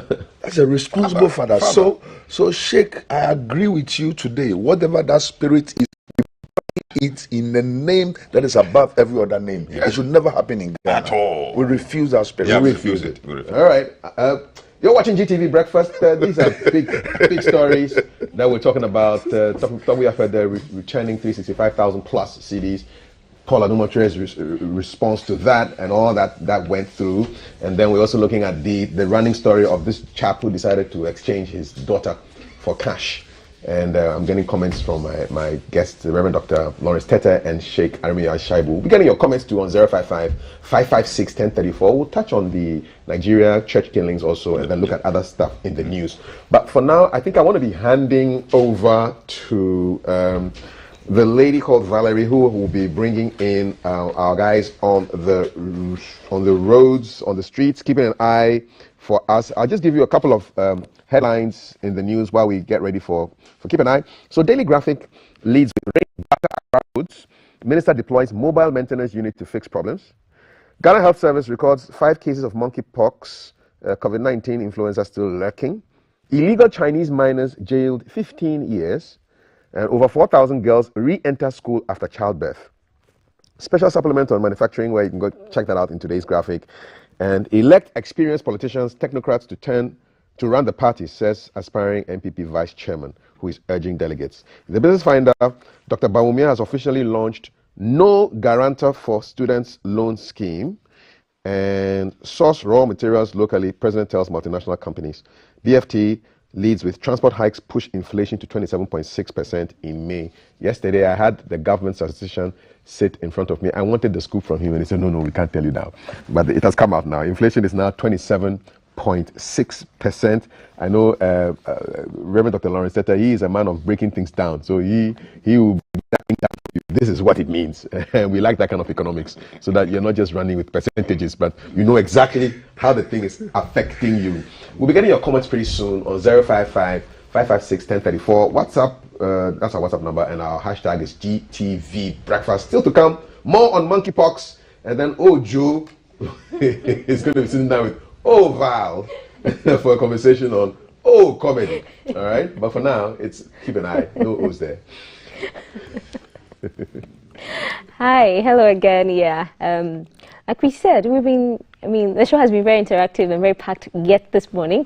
We're bringing you traffic updates and then a particular area in Spintex where Jay is telling us that the potholes is causing serious traffic, and so our cameras will take us there via technology, and then we'll see what it looks like and what traffic looks like from that area. Meanwhile, we are live on Facebook as the Ghana Broadcast.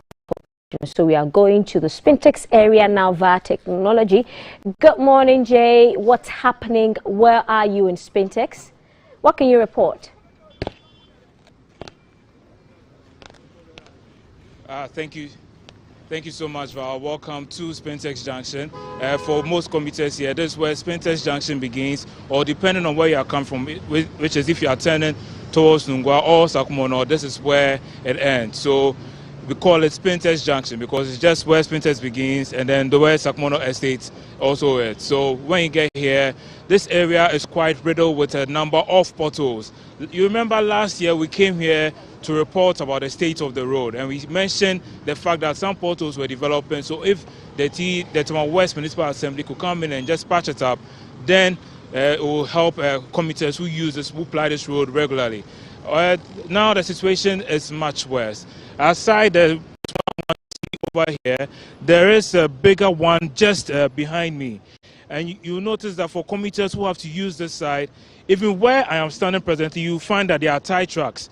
So it's like they have to pass over the pavement in order to avoid should I say the manhole or the borehole or whatever in the middle of the road there. So you can imagine when it rains, for vehicles who have to use that side, they just have to sink in and then they make their way to the side. Unfortunately, when they are dodging like that, sometimes the way the traffic light is, if you're not careful, you go into the other lane and it creates some havoc for road users. So imagine you're a pedestrian also crossing, you don't know a car is dodging the pothole, then you're also moving in like that, then it creates a dangerous situation for you. So what happens is when the light is green, for instance, and you have to move, and you're coming from the Sakumono area, you're coming from Kragon, you're coming from Lashibi, and you get here, the light is green, but then you have to slow down and you move slowly. So you find if you're in it, you may be there and the light may turn red and you're still where you are. And it's creating a blowback all the way to the back. Now, all this, when using a road such as this, for instance, your tire may blow out. There have been instances where vehicles are too low and using this side, their tire just gives out, it just bursts, and then they stop in the middle of the road, creating a lot of damage. And also damages your wheel as well. And then you find that for some people their steering system cannot handle the road. So you find when they are trying to maneuver their way through these potholes, then of course you find that's when you find some vehicles whose back tires are completely off. It's like, because as a result their alignment too is also destroyed as a result of using this road such as this. And then as we've been here this morning, for those who are coming from Nungwa, there have been a few instances where vehicles are slowing down in order to go through the potholes smoothly, and then the vehicles behind them just run into them. So there have been a few arguments, a few mishaps over here, and of course some exhaust systems also have been damaged, because when they enter the pothole, it's so heavy, it's like it just damages the exhaust pipe of the vehicles. And imagine a situation where perhaps you are trying to catch a few more hours of sleep while you're in the vehicle on your way to work. So you may be in the church, and then it just enters the portal and jots you up. So in my opinion, it's causing internal injuries, and of course the impact brings you some pain as well. Imagine your head just hits the chair in front of you, or the window pane or something. So these in terms of fixing it up, the authorities have been trying to just cover it up with sand, and unfortunately the dust it also brings, it's also creating havoc, breathing in, it's making the cars dirty. It's a whole lot going on here just because of the potholes here at the junction.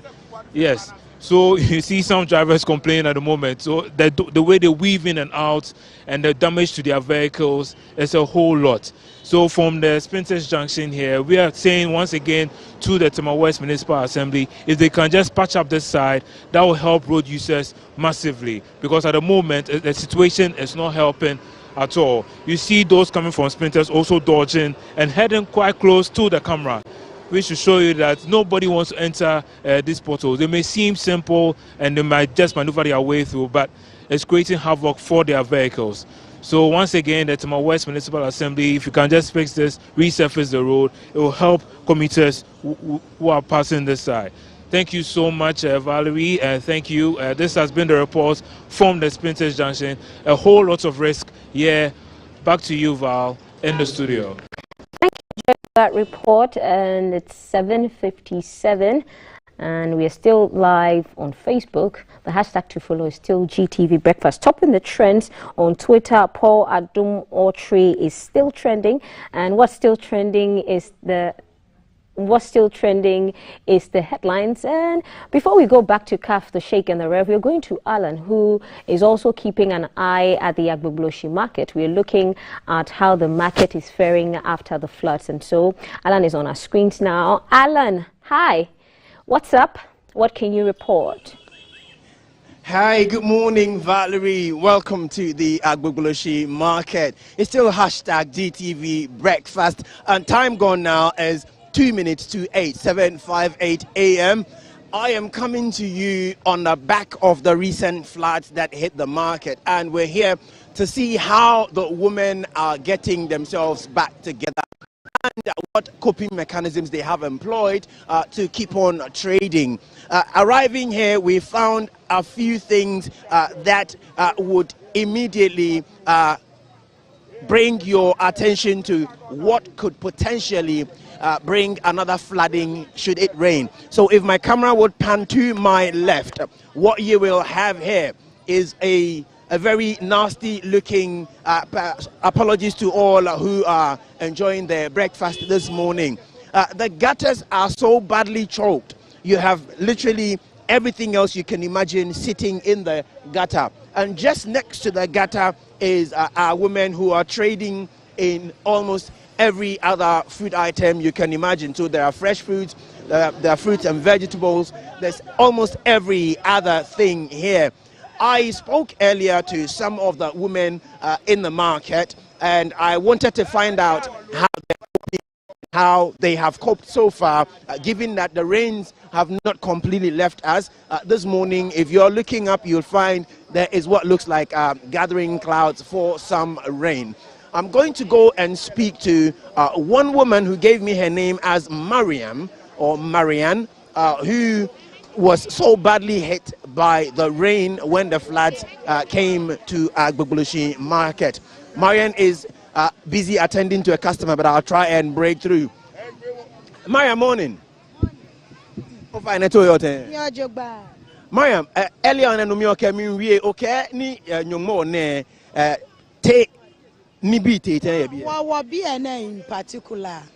Gota ni abaje gota mi na hye bi ene 4k e ya gota mi. Wa bi ene no ida. Mi da gbe e waji gota. Ka ba kwa kuma bola. Teje bi e wo ka wa de kai mi. Shi ba fe gbe ne aje ko wo no mi da. Russia a choke working money a crown ba be an affair. And was she tam way be. No one yes, any young man and be a year, meaning a fee. Quite a term of fame by me. More fame or fair what Jewani be a money be fit them or more. Me, we hung when Kotoku 5 fair forkety. Mammy, more almost any container animal, any container, no more tear with taming fair. On a sabo like chamame fair, one be fair fit beer. What be an got I bawana wa fair. Aleno, Hanma be Macque, Nyeke, maybe ni I'm here on your ticket. Ni I'm on your toe. Aleno, Nyeka Mary, ni Minijana make any. Maybe I'm about your ticket. Dagby, every year we pay license. Every year we pay license. More fair, more agba pure license. Now me pure ticket. Ko bankela get ticket. We bad feed danger. We bad conway. Eja can only one na ye. It's too much. On a ball and anything. Me him more fair more 5 CD 5 CD. Say no we baller. A day can come 15. I hate 2.6. Abobo ya ba ma bia no lo kuma bola na kaje ngmaji gbe tani bon shikaye mo anya kwa pe efa nya no nya gba kan mo ko nwe ejie ko no jelesin oba lo no wa ke wo yemane kan ni akade ka te shaba ka ka shina gbogbo nshi muji ya bia ni wo hon ya bia ne muji ni ni wo hon ya bia ni particular muji ni no wa ni muji ni asani dagbe me bia amebenke wo eja ka me he wo shika wanu shishi o ria don hanu machima benka ekua ho ni makwe no ni lahu eyo wo kemo maami akua me pa cho bra me eni nkomo apomu nyame ada woro ma ama de pache ne ada na se enanu yi nsuo eyiri famo ye no di nkomo ana wo kire me se gota emu kwan ne ade no wusu hunu ne sen ana wo ho no wani tua keta obi nka njos aha ya nwuru nyawo mo nhwa de ya te ho so ni yiri ba ha mo gie takiti mo gie lances mo gie dian first me hunu ya no takiti ya gie anya na ba na me yati gotam takiti ya gie anya aba na wode ayibesi wase emfa ball angum se ya emfa hwi ngum ansi ha mo sore so mo gie task mo gie takiti ehu dia ya nya ho aso ya nyina na yeto aba na de mo gina aye me ya MPP ni mapa me enya o masema mo MPP ni NDC enya o masema mo na mo me hwe enti ensuo no eba ne saa na mo nuo maseye a ya na enhihye ben e na wo ho se ye hwe se ebia se kakra bi kura ke de so mo ase na mo nsan kodi mu bia ma ye bi da ya paba mo se akura ye nya bi obi ama ye bi da ye hunu bi da me ba ha me hu se mo ye se da anso ya gi agade takiti dia ya gi anka de se nwira ya nye ahwe. And so once again, as I mentioned earlier, you have foodstuffs, fresh foods and the rest of them sitting out here on the floor. And Marian, the one I spoke to earlier, let me take this very last woman, and then we'll see what's up. Me pacho now can be biache me. Me pacho got an ankasana. Last time me for buy your mobile got him. Machine no. Oma anya we ni yie nti machine no kura antimi anwura amena yimu enti nso ne to a ebufa nyina basoro ha wa amena na ka so mutu ye na emusa enti machine no de ba ye omo betimu no anya yie efiri akwatiro nyina betimi aka mo nkwakire kakra amotwade ye be wura ho no nso ne ahwe ye be wura ho no nso ne ahwe we're moving away these rubbish sitting here. If you have our Eye in the Sky manned by Jerry Decker, you will find that this particular place, as close as it is to the road, it also serves not only the market but also transport, and that in itself leaves the whole place so choked. I'm going to speak to this woman who vends palm oil and find out what her experience had been from the flood. Mami Marchi. Yeah, Jada. Me pacha pomwe. Nami adom. Anope dwanso te sen. Nami adom. Ensuo yiri farm na nsen no kwan ben so na wo titu ensuo be farm nneoma no esi ha wo. Me pa because yakobo besen ne de ye adwuma. Ensuo yiri be fa ye nneema nyina de koye. Sama adwuma no kran so ayebasa sika sama ayebasa. Ye be ensuo no say ye de kaya bola asesa ko ye beba na bi gu honom. Ye de kaya bola besesa ko ye beba na bi gu honom. Afi ye hu de ye nya ye hu biem. Ana wo ba so a ade bia nsi ha mpa wo de besesa bola na ye sesa bola mpa ye nya ba bi edigu. Kaya bola fa mo ni ba bi o mo de ko. Eti so mo sesa ye chi o mo ka no mo kwa no ma san de abegu ha ma ye. Ye beba de bia sa ahomete o. Ensuo no enya de a saa bre no ate. Ohwe wiem no pe kura enya siniti ase anesa. Eba no saa ya na eden ne anamo amutu titiu one a edwa yi ehwe omase a ono twa ticket ni ade ma mo no nkitahudie be na wo mo ntem omde omba ndano mbe pakeka wa me for say ye na ye bola wa ha ye na ye te ha enti wo say ye yiyi mu na ye tugu na ye omo ambe yiyi a ye anyi a omde omuntimi me ye mayen ya say ne me yakofa we be wom ye twa ticket and so look at utimi kan say ye anya de a me nti me ehwe kamia say mu nyina obi abo emitri so adwuma no nso eme ene afoforo e na kan bo mu eye ahei edwan mu ha se uye nwura sisi a ehene na ade kwa kogu eden na ede si wa man safa kogu mu ya fashi megu ha enti na ya ka kire se ye de maka ya bola kran ye ya ko na ya ba no na ka ya bola na san beja gu ha no mama ahomete waju sika wie waju sika no oni bebi ode ko ani enso ni bebi ede ko enti se sesa bola ne kran na ka ya bola no waji waso akọ no ya beba no de abesi ho no mama agbeguro shedwa yi eso uyi se mu ni ba bi a modem bola ekwa sebe wo ni pe na udidie idie ejana asem eni ese obegu nsuo nso eka ho ehene na mokoye na no pay eno de ayese se obi de aye na adwuma wa pe na saase no wa si toilet we no ten na wo ba bi e ko toilet no and so I've been speaking to the market women to find out how they have coped so far with the floods that hit the market, and a few things that stood out for me, and it is one common denominator amongst all of them is the fact that Valerie, they have no receptacles for refuse, and so when they have done or they finish with the business and they have rubbish to get rid of, they then call in the Kaya Bola, and Kaya Bola simply means someone who collects refuse for money. They pay them to cart them away, but then they return the next morning to find the same person who came for it had returned it because there are no receptacles anywhere out here in this whole market where their refuse could be sent. I wondered what in their view would account for the flooding, and they explained that the drain on which I stand this morning is filled with sand, and I can also see it. So it is not only about their explaining, I can also see it is completely filled with sand, and so the water, however small it is, has nowhere to go. It is filled, and they were telling me how after the resurfacing of the road, there was some attempt to desilt the gutter, but the machines they brought were bigger than the size of the drain. Interesting and a fantastic move by an engineer who's moved to desilt a drain and then went with the wrong tools for the job. I've been joined by one man who also works the market, and I want to find out what his experience has been as well. Eja me marching. Yeah, Eja. Me bacha pomo the same.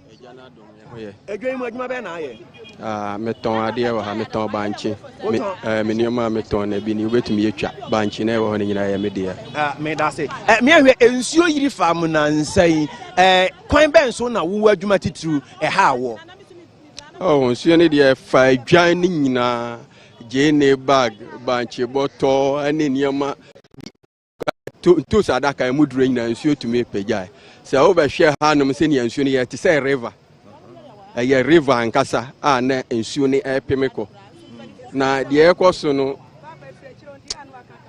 ewom se AMA enye n'edwuma saa na memeka metumi appointing out AMA enye n'edwuma because omode mbra by say operation clear your frontage no krampo no ye clean wo ha omo mbefa ye decide say yes sade akonso a unya bebi antungu ukọ ho na ya pam me experience wo ye sa bola o ha edigu truck so say ye pe bebi edi egu wan kram patemu hanuma ye nya bebi ye chin from 2 o'clock afternoon ekosi 7 p.m. enyumre enti okolo imagine ye tua ye sika na ya yes ani omo nyina na ye nya bebi ntungu then what is the country that we are living in? Me that say. And so that's another view very profoundly expressed. They go through in the market, and it doesn't come cheap. They pay for their work, they pay to have the market maintained, but it appears their payment for maintenance of the market doesn't go anywhere. If you have joined us this morning, this is Keep an Eye coming to you live from the Agbogbloshie market a few days after the floods. It's still hashtag GTV Breakfast. My name, as always, is Darrell Alan Tego, your chief laborer. Valerie, you can take it over now. Thank you, Alan. Thank you, Alan, for that report. That was very, very, very bad, considering that June 7 was Food Safety Day. So maybe the officials at the FDA should now start heading towards the markets, and that's where we begin the proper campaign for food safety. Still in the trend, stopping the trends is Paul Adumotre. In the trends is the headlines with CAF, the Sheikh, and the Rev, and they are discussing on online portals and the newspapers or what's important to you. And that's what you get on GTV Breakfast, handing over to CAF, the Sheikh, and the Rev. Thank you very much, the presenter. So you saw that, gentlemen. Well, to think that we celebrated Food Safety Day just 2 days ago. Well, I feel sad that even 65 years, of our independence, and our market situation will still look like this. The drainage systems there in the market are poor. There are no proper sanitation facilities to ensure this is the market where we all go to buy our food. And it's very scary, the type of food we are consuming, because once there's a certain social contract, where people are made to be paying certain things, those facilities must be given to them. They say the tickets are there, they pay. So I think something is worth. And with this site, we call on those who are in charge to quickly, the assemblies. really quickly get there. A certain kind of task force, sanitation task force, need to be deployed immediately as a stand-in kind of army to ensure that such a market. You see, when you provide a facility that attracts multitudes, you see, in the planning, you must be thinking about. Look, they will use water. They will go to the washroom. They will excrete, yes. They will eat food. Eat and throw stuff away. You see, and even 2 people can generate some amount. But this the multitudes of thousands people who come there. And this is an essential facility. There are certain things, there's no way you can have a country or a town wherein there's no market, because food supply is also one of the essential, for our existential needs. So there's no way that you can survive without food, and the marketing of the food is so important. So I think it's a shame that in Accra, for example, and after our independence, this site, I don't know whether when tourists come here, they ever go to those markets. It's one of the sites that we want to take them to. No. So they can see that, when we say Ghana has developed, this is it. Then we take them to that market and sort of, Sheikh, I like your sarcasm. But it's sad. If you don't laugh, you cry. Also, my brother, who is is it AMA or something, the MCE? Yes. Yeah. Thank you so much for some of the very good things you are doing. But this one there, try and go there. And then my good friend, the Accra Madam Saki? No, the Minister of Greater Accra. Mr. Korte. Yeah, who has been doing a lot. Yeah. I can see his passion. Yeah. I think he's not being supported. Yeah, it has to translate to the goals he's not being supported. He's marshal the mandate and the authority at his disposal. get those who are in charge to be able to do that. Okay. Rev, I mean, look at the state of the market in the 21st century. I think to begin with, beyond the MCs, AMA, and the regional minister, the market women themselves too have a responsibility. You know, most often than not, we look for government to come and do things for us that we can do for ourselves. If they put themselves together, you can fix it. They can fix it. If that is where their source of revenue is coming from, they can fix it. Food security is precious. Like Sheikh says, you eat every day, you drink every day, you go to toilet every day, you urinate every day. These things are very essential. Standard. Unless you are not a human being. Careful, you are sitting here, you don't look like somebody who goes to toilet or urinate. Regularly. You do. Regularly. So these are very essential things. The president does, the king does, the journalist does, everybody, the preacher does. So we have to guard ourselves, then we can live safe and healthy. The reason why cholera is still there and TB is still there and such infectious diseases that we could have done away with are still there are because of these things. And because we eat this food. These food find themselves into our homes. I have gone there to buy food. Yeah. To buy fruit, Don't we all? We go. Don't we all? So even if we don't go, somebody goes for our us. cooks go, our house help goes, our wives go, and they buy it and they come. And if you see this, how safe. So food security is something we should take care of. And I'm coming back to anything. We should not be quick to be giving statistics about how well we fix our country and we fix things. These are the things these are the real deal. It is tears, Max. It is tears. This one they tear with Max. This one make no tears. It is tears, Max. Big time. Reverend, I had a good experience. I mean, pardon me if it sounds embarrassing. When I went to the UK to back my son in his graduation, we were traveling with him. In Leeds. Yeah, we were traveling with him. From London to Leeds. In a bus. Yes. In a bus. So halfway, I felt I wanted to ease myself. Halfway, I wanted to ease myself. So there was a station. So I asked him, "Is it possible to get down somewhere?" Go to the bathroom. Yeah. I looked at the place and I thought it wasn't possible, but I also was not in. I was uncomfortable. So I asked him, "Can you talk to the driver? Maybe there is a place I can." So he went. When he went, the driver told me, "No, there's a urinary in the bus." Yeah. In the bus, in the bus. Nice. Oh. So he just spoke to me. I just walked behind the bus, and there was a smoke. And everybody. Just like an airplane. I don't know why. Is it only a white that can think? But we can import some of these buses if we won't even create them No ourselves. person. I'm wondering why as blacks, we are unable to act and plan on anticipation. And so, since when did these white people think that a bus that is moving needs a toilet, a certain toilet or compartment, just like an airplane?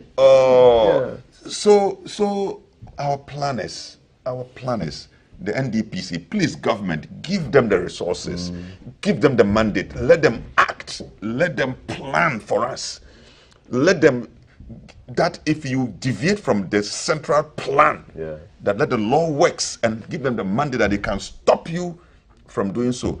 Our market, how should it be planned? It's crazy. In modern day times, how do we have a modern market in which, even when you go with our women like this, they will have a sense that this is where, when you park, a certain space is provided. Waste can be parked here. Our drains are such that. What is the sense of the drains? What is the sense of the open drains in the market? Sheikh, there's also another side. Yes.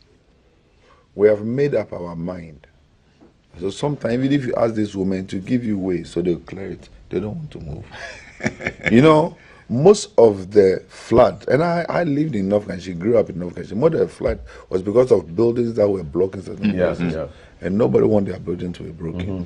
And so even the town planning, you see how our roads are going and how some should cover. And all of a sudden you see something that some big man has it, and then all of a sudden the building is up, boom. And then he's connected to this NDC, connected to MPP, you can't touch them. And so our mindset, we ourselves too much. You know, people I have lived from 22 until I had the privilege of building my own house. I live as a student. And you go to the student hostel, and people go to the bathroom and they clean the thing. Yeah. It's not done. GBC here this morning. I went to the bathroom, GBC. So sometimes we should start as GBC here. I went to the bathroom now. There was no one tissue in the toilet. Your toilet here. No one tissue. I take responsibility. No one tissue in the toilet. And so you can imagine if a lady goes there, how can she put herself together? So these things it's a college. It's charity begins at home. The GBC, where I'm seated now, as beautifully as it looks flamboyant there, the toilet there, somebody should be responsible. And sometimes I don't want us to look at other people who don't look at us. Yeah. So because of this, I'm going to go to the boys' toilet. I was not to go to the girls' toilet, but the boys' toilet I went, and I landed from Takrady, so straight away when a rush. Amatefu is an old, my sister is something years, so he want to do it. He went first and said, tissue Benjamin. I went myself. I said, tissue Benjamin. Dr. Tete. So I went to Cynthia, your program producer, and took tissue and went and give it to Amatefu. I was getting embarrassed. I felt like I was even embarrassed listening to this. So I'm going to appoint myself the manager. So I blow taking is better. This is what I want the politicians to do. Yeah, we must take the thing from our eyes. We start from this way. If we have that mentality, things will get better. I said I lived in Hungary and I live in the UK. You go to the LSC, London School of Economics toilet, and you come back, you feel comfortable. You go to Budapest University of Economics toilet, you come comfortable. Why can't we do same? Same thing. Why can't we do same? Why are we able to do it? And most of and our leaders today are like me. They schooled outside. So when we come back, why are we not able to implement it? So we have your father took you to London, didn't he? He did. And you are at GBC and you didn't go to the toilet this morning. I'm so ashamed of myself. I'm upset. I'm ashamed. I've made myself a monitor. I'll make sure that you won't make this complete. So this morning, I thought so. You are my witness. You're my witness. The planning is let's allow these institutions to work. Yeah. Look, we'll start from here. When you travel outside and you are going to land, when you are airborne, for example, New York, Turkey, Istanbul, top there, you see the plan of the city. You see clearly the layouts, everything. It's clear. Pardon me, Ghanaians. Anytime I travel from such places, you're landing in Ghana, and I'm landing, the moment it's in the night, the moment I reach the Ghanaian space, why in our case? But the lights are spread all over the place. You know, it's not like I saw in other places where, this is Ghana. Look, you go to Jeddah or some of these Arab countries or New York, and then when you are coming down, you see the whole city is planned. Then you take your phone out and MashaAllah. you take your phone out and start taking anytime I'm begging, pardon me if I'm too raw. No, you're not raw. This is our show, man. This is having breakfast. I've just been made responsible for Tiro. So anything you can say. I felt sad anytime I had gotten into the Ghanaian space. Especially in the night when I'm looking at the way the lights are. There's no design. You see, no aesthetics, no beauty, because you see, there's no arrangement, order that you see that makes the certain beautiful side. And you're a man of beauty. Charlie, the God I serve is a God of beauty. And the spirit that creates beauty does not destroy. No. And that's why he designed. He himself, we all studied religion. Yes. There is one of the arguments, the theistic argument, what we call the teleological argument. Give it to me. That is the argument from design. Yes. That when you look at order, there must have been somebody. The order, the divine order that God has created the world must tell you moon, there must be an intelligent mind. The sun. Everything is working in the synchrony. The river. The messages. There's a synergy between them. I'm going for the messages. Oh, wow. Yes, indeed. And I'm going to start with one which is even point today is my day. Who is this? He said, I've been with GBC for over 40 years, but I don't know anyone throwing of hands or hand signals. They are now accepted in newscasting and in program moderation. Hey, coffee day just like this, I'll be talking about karate. You have to send me a video and show me how I've been throwing my hands, okay? So that I will reform. Okay? Thank you so much. Send me a video. Thank you for that. I'm starting with myself. Okay. More messages coming in. Oh, what a lot of messages. Okay. Hey, about no tissue in the toilet. Yes. At the GBC washroom. Just put it out there. The next morning, oh, black man for you. We're going to be trending today. Lovely. Okay. You are a bit disappointed in our guest this morning. Instead of seizing the opportunity to encourage their fellow clergy to emulate that kind gesture and character of patriotism by the traditional leader, they've rather decided to spend the whole day. You are exaggerating. We haven't spent the whole day talking about Paul Adomache. So please, I can also come back to you and put you in your place. All right? May the good Lord bless Toby for returning the money. But my question is, would the clergy have done the same? You see, this is the kind of equalization that we don't like. So somebody does it and you have to, okay, would you do this? So I'm also going to put you in your place. Queno, good morning. Don't we think someone who tried to expose a good one, his head is on the line? Do we have a law that bans spiritual money making? Can we sing the song we're singing now if the spiritual man did not expose his client?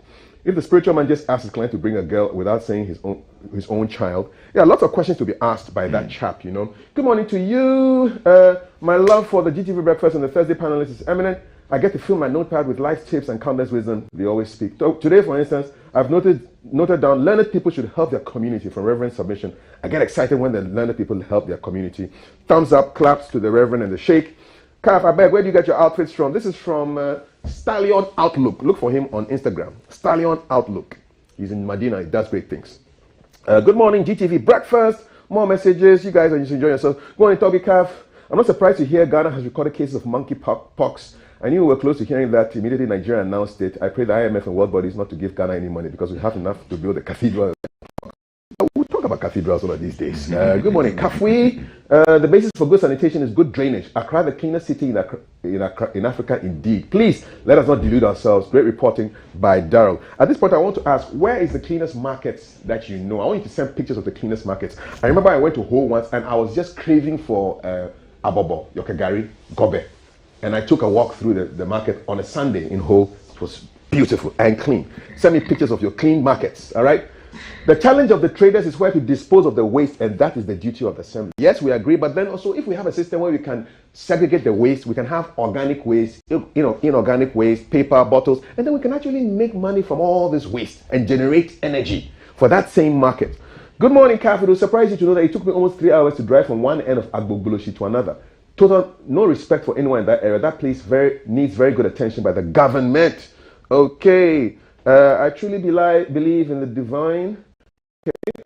Faith without reason is madness, and vice versa is folly. Thank you so much. Monica says, good morning. I do agree with your panelists 100% on the journalist utterances of the program, but the revered chief's letter to the public to explain himself wasn't appropriate. He could have just said that the money was given back to the state on his own volition to support other needs. Well, he had to explain why he gave back the money. Yeah, so yeah. And I don't think insults are also appropriate. He didn't insult anybody, so yeah.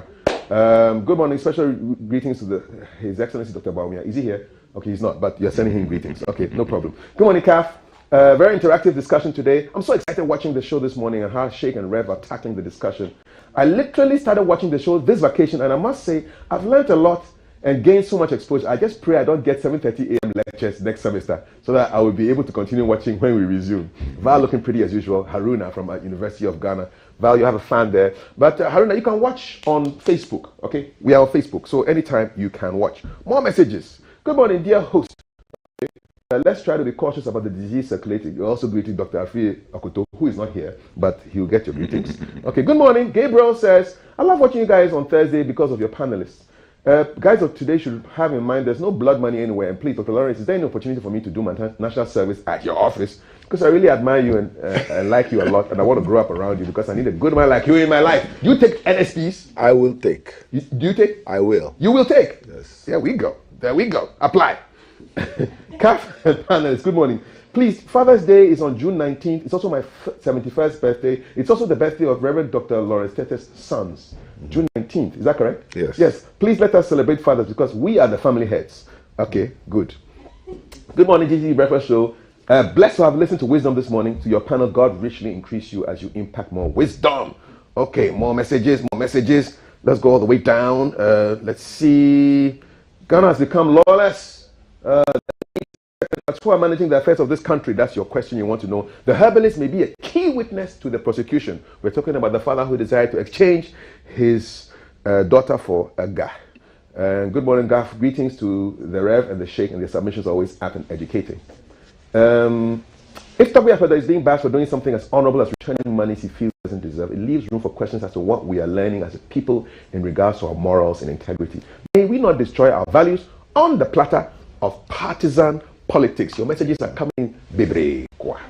Good morning, GC Breakfast. My favorite breakfast is Désiré from La Côte d'Ivoire. Bonjour, Désiré. Comment ça va? Yeah, I can hear him or her responding. And we're done. Our assemblies are not working at all. They only collect money. They call it ticket. Yeah, it's a ticket, but you know, they take it. So I understand with that one. Okay, all right. So before we go quickly, Green Ghana is happening tomorrow. And so yeah, that's when we celebrate the environment, the trees, planting trees, making sure that the country is as green as possible.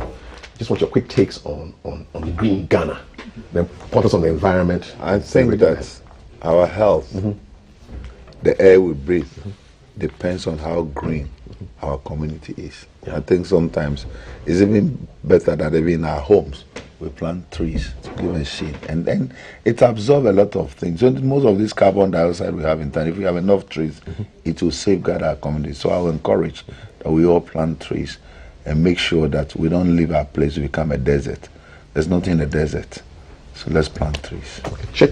Yeah, I mean, this is a national and a worthy cause that we must all support, because it's part of the de-desertification that we are doing. And you can see even storms, there are no windbreaks, there are no trees.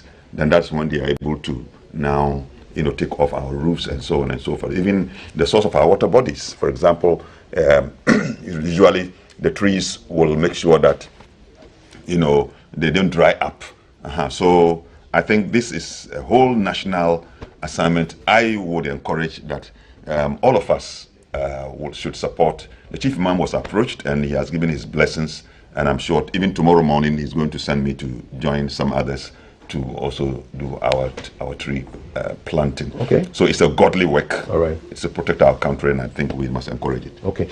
Brief comments on, I wish we could have talked more about this, but the shootings in Nigeria with that Catholic church. Your comments on that and just the significance of what happened down there. Yeah, quickly. I felt sad. It was shocked, and I informed the chief imam about it, and he quickly asked that we must really write a letter of condolence. Condolence to the Catholic world, the Catholic Church in Ghana, and specifically the express our sympathies to the Catholic Church in Nigeria. It is a terrible and dastardly thing. It's wicked. It's evil. There's no reason, nothing can justify this kind of act, and it must be condemned in no uncertain terms. But the lessons that we have learned also is that places of worship can become targets, and that is why, please, let us not make prank of this whole fight. And it is a non-political something. People like us have been positioned because people listen to us. We want to conscientize people to be mindful about our personal securities and the security of our community. People should not see us as some people who are tools for propaganda and so on and so forth. What has happened in Nigeria can happen in our country, and the lessons, I have spoken that even as Muslim community, we must take the cue and lessons from there. We must now begin to look at, to beef up our security arrangement, and because of that, the chief imam is intended to meet retired Muslim security experts who are retired. To really enhance the measures that we have taken. And I also want to add that it's an assignment for both Muslims and Christians. This dastardly act does not discriminate. Those who did so are criminals, and they can attack anybody. So even the exchange of information, and I think I quickly would want to suggest that we even have a small joint kind of, platform where we want to really use it to exchange information as to how we can really enhance security around place of worship, our markets, our hospitals, our schools, The Nigerian situation should tell us a lot. You know, how school buses are commandeered into the bush. Your daughter, your son is going to school and somebody commandeers the bus into the bush. A bishop of the Methodists was kidnapped. Look, this thing is a serious matter. When we are dealing with it, yeah, we have our challenge, all right, but people should not make politics out of this. Okay. Yes. Thank you so much. Reverend Dr. Lawrence. I was very sad when I read some of the comments about some of the musicians and celebrities that have been put as ambassadors, and I thought that people should not be very little-minded. We should look at the bigger picture and realize that if this thing that's happening to Ghana, we are not safe.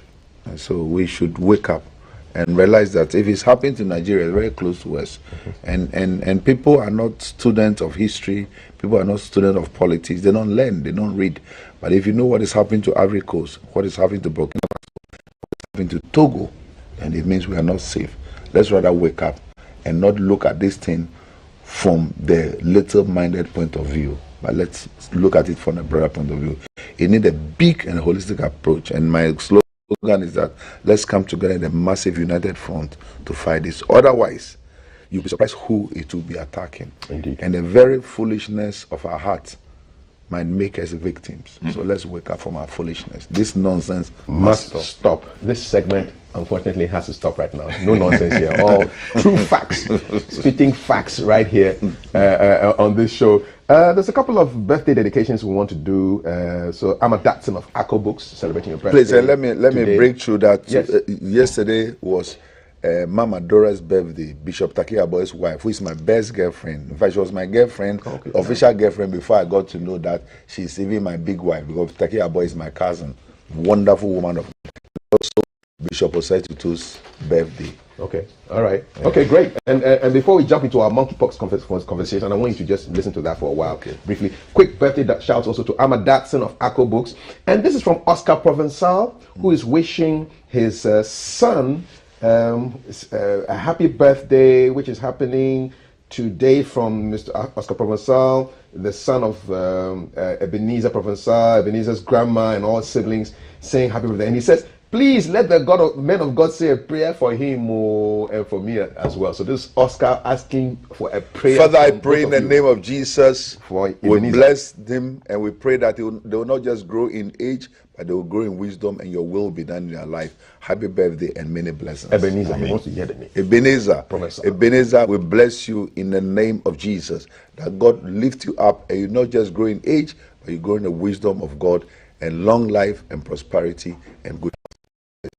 I mean, the birthday boy wants we pray for more blessings for his life. God extend his life and make his life worthy of our country. Make him grow to become somebody the country can be proud of. Make him useful to himself and to God and to society. Let everything that he touches in his life become a blessing to all men and women of life. Thank you so much, gentlemen. We'll leave it right here. Sheikh Aramiyao Shaibu, former 400 and 800 meter athlete, representing Akwafu Hall, University of Ghana. The best hall in the world. That is what he said. The Vandals have another thing to say about that, but we'll allow him to have his view. And you can see from his frame that he was a 400 meter runner, big time. And then former footballer, Reverend Dr. Lawrence Tete, Totals champion. At least for this past week, you are the champion until somebody beats you. Thank you so much. This nonsense must stop. And congratulations, Kafu. You've been a very good host. We are proud of you. Thank you so much. You've made this segment something else. In fact, I had to run away from Takrade this midnight just so I can come here. We are grateful to God. Thank you so much. We have a conversation on monkeypox in a short while, and as well, Ojo will be here. Oh, let me congratulate Dr. Fremone that I'm seeing in yes, GA president. Yeah. He's the other president. See, apart from the other president, he's the other president. Yeah, in his own kingdom. All right, and we'll be having that conversation shortly. You stay with us. This is GTV Breakfast. My name is Kapi Day. Don't go anywhere. Thanks.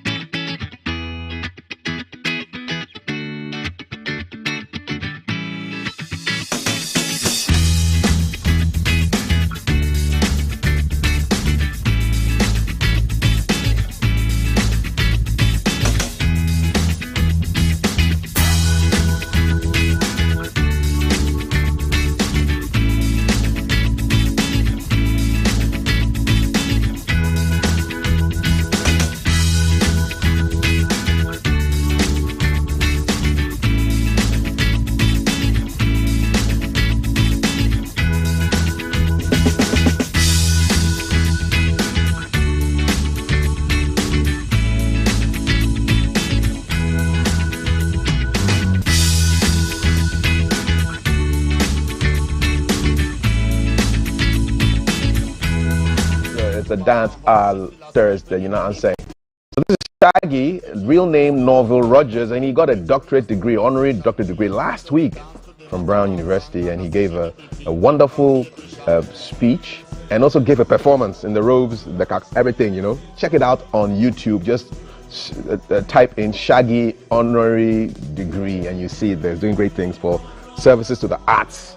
Wonderful, wonderful, wonderful. And what is not so wonderful is that we have confirmed, when I say we, well, the Ghana Health Service has confirmed 5 cases of monkeypox in the country, recorded in the Eastern, Bono, and Greater Accra regions. Now, according to the Ghana Health Service, one of the cases was a Ghanaian who traveled to the United States of America from Ghana. The Director General of the service, Dr. Patrick Kuma Abuaji, said the cases were identified through the testing of 12 suspected cases, including 1 case that was reported from the Western region. There was a press briefing on this particular case, and we want to take it now and then have a conversation around monkeypox. You are watching GTV Breakfast. Here comes the press briefing on monkeypox. So far, since the outbreak in Europe occurred, we've tested 12 suspected cases in Ghana since 24th of May. Currently, we have confirmed 5 cases in 3 regions, Eastern, Western, and Greater Accra. This is where we've found the 5 cases. No deaths has occurred among the cases. One of the cases has been recorded in a Ghanaian who traveled to the United States from Ghana. It shows as fever, some swellings in the armpits and groin with the lymph nodes. We have headaches, muscle aches, and general body aches. That's how it works. And then, of course, then the rash and the blisters will appear. That's how monkeypox is. Monkeypox is disease from animals into man. It's very endemic in Nigeria and Cameroon, but it's generally in West Africa, but it's more prevalent in Cameroon and Nigeria.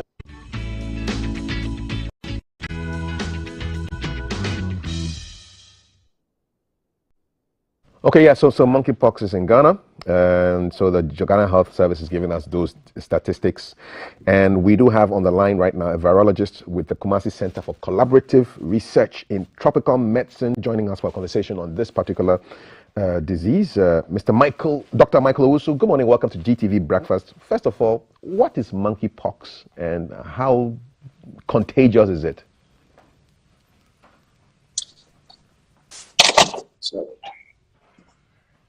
Yeah, good afternoon to you, and then good afternoon to all your viewers. So, monkeypox is a disease caused by a monkeypox virus. And whenever you hear pox, it throws your mind back to other related diseases. You know, we have monkeypox, we have chickenpox, we have smallpox, we have cowpox. But then these diseases are also similar to others like measles, and then also, smallpox, which we used to do. So these are a range of diseases that seem to form things like some spots and sometimes swellings on the body that can occur on the face, on the trunk of the chest, and the lower extremities of the body. It's difficult to clinically look at a patient and then tell whether the patient has monkeypox or chickenpox or smallpox. It's a bit difficult clinically unless you subject it to laboratory tests. Although they are similar, the viruses that cause monkeypox is called a monkeypox virus. A chickenpox, it belongs to another family we call the herpes viridae family of viruses. And then we have the measles, also related to things like the paramyxoviruses, and we have the smallpox. So these are different viruses causing diseases that appear similar. Why is this one called monkeypox? Why is this one called monkeypox? Yes, yeah. So the name monkeypox is derived from the fact that this is of zoonotic origin. So the primary route of infection is from animals to human. So because we say monkey, it doesn't mean it is monkey which is the sole source of the virus. I mean, rats can be one, Almost. So why didn't they call it rat pox? Why call it monkey pox if it's not just monkeys that are responsible for this? Why not rat pox?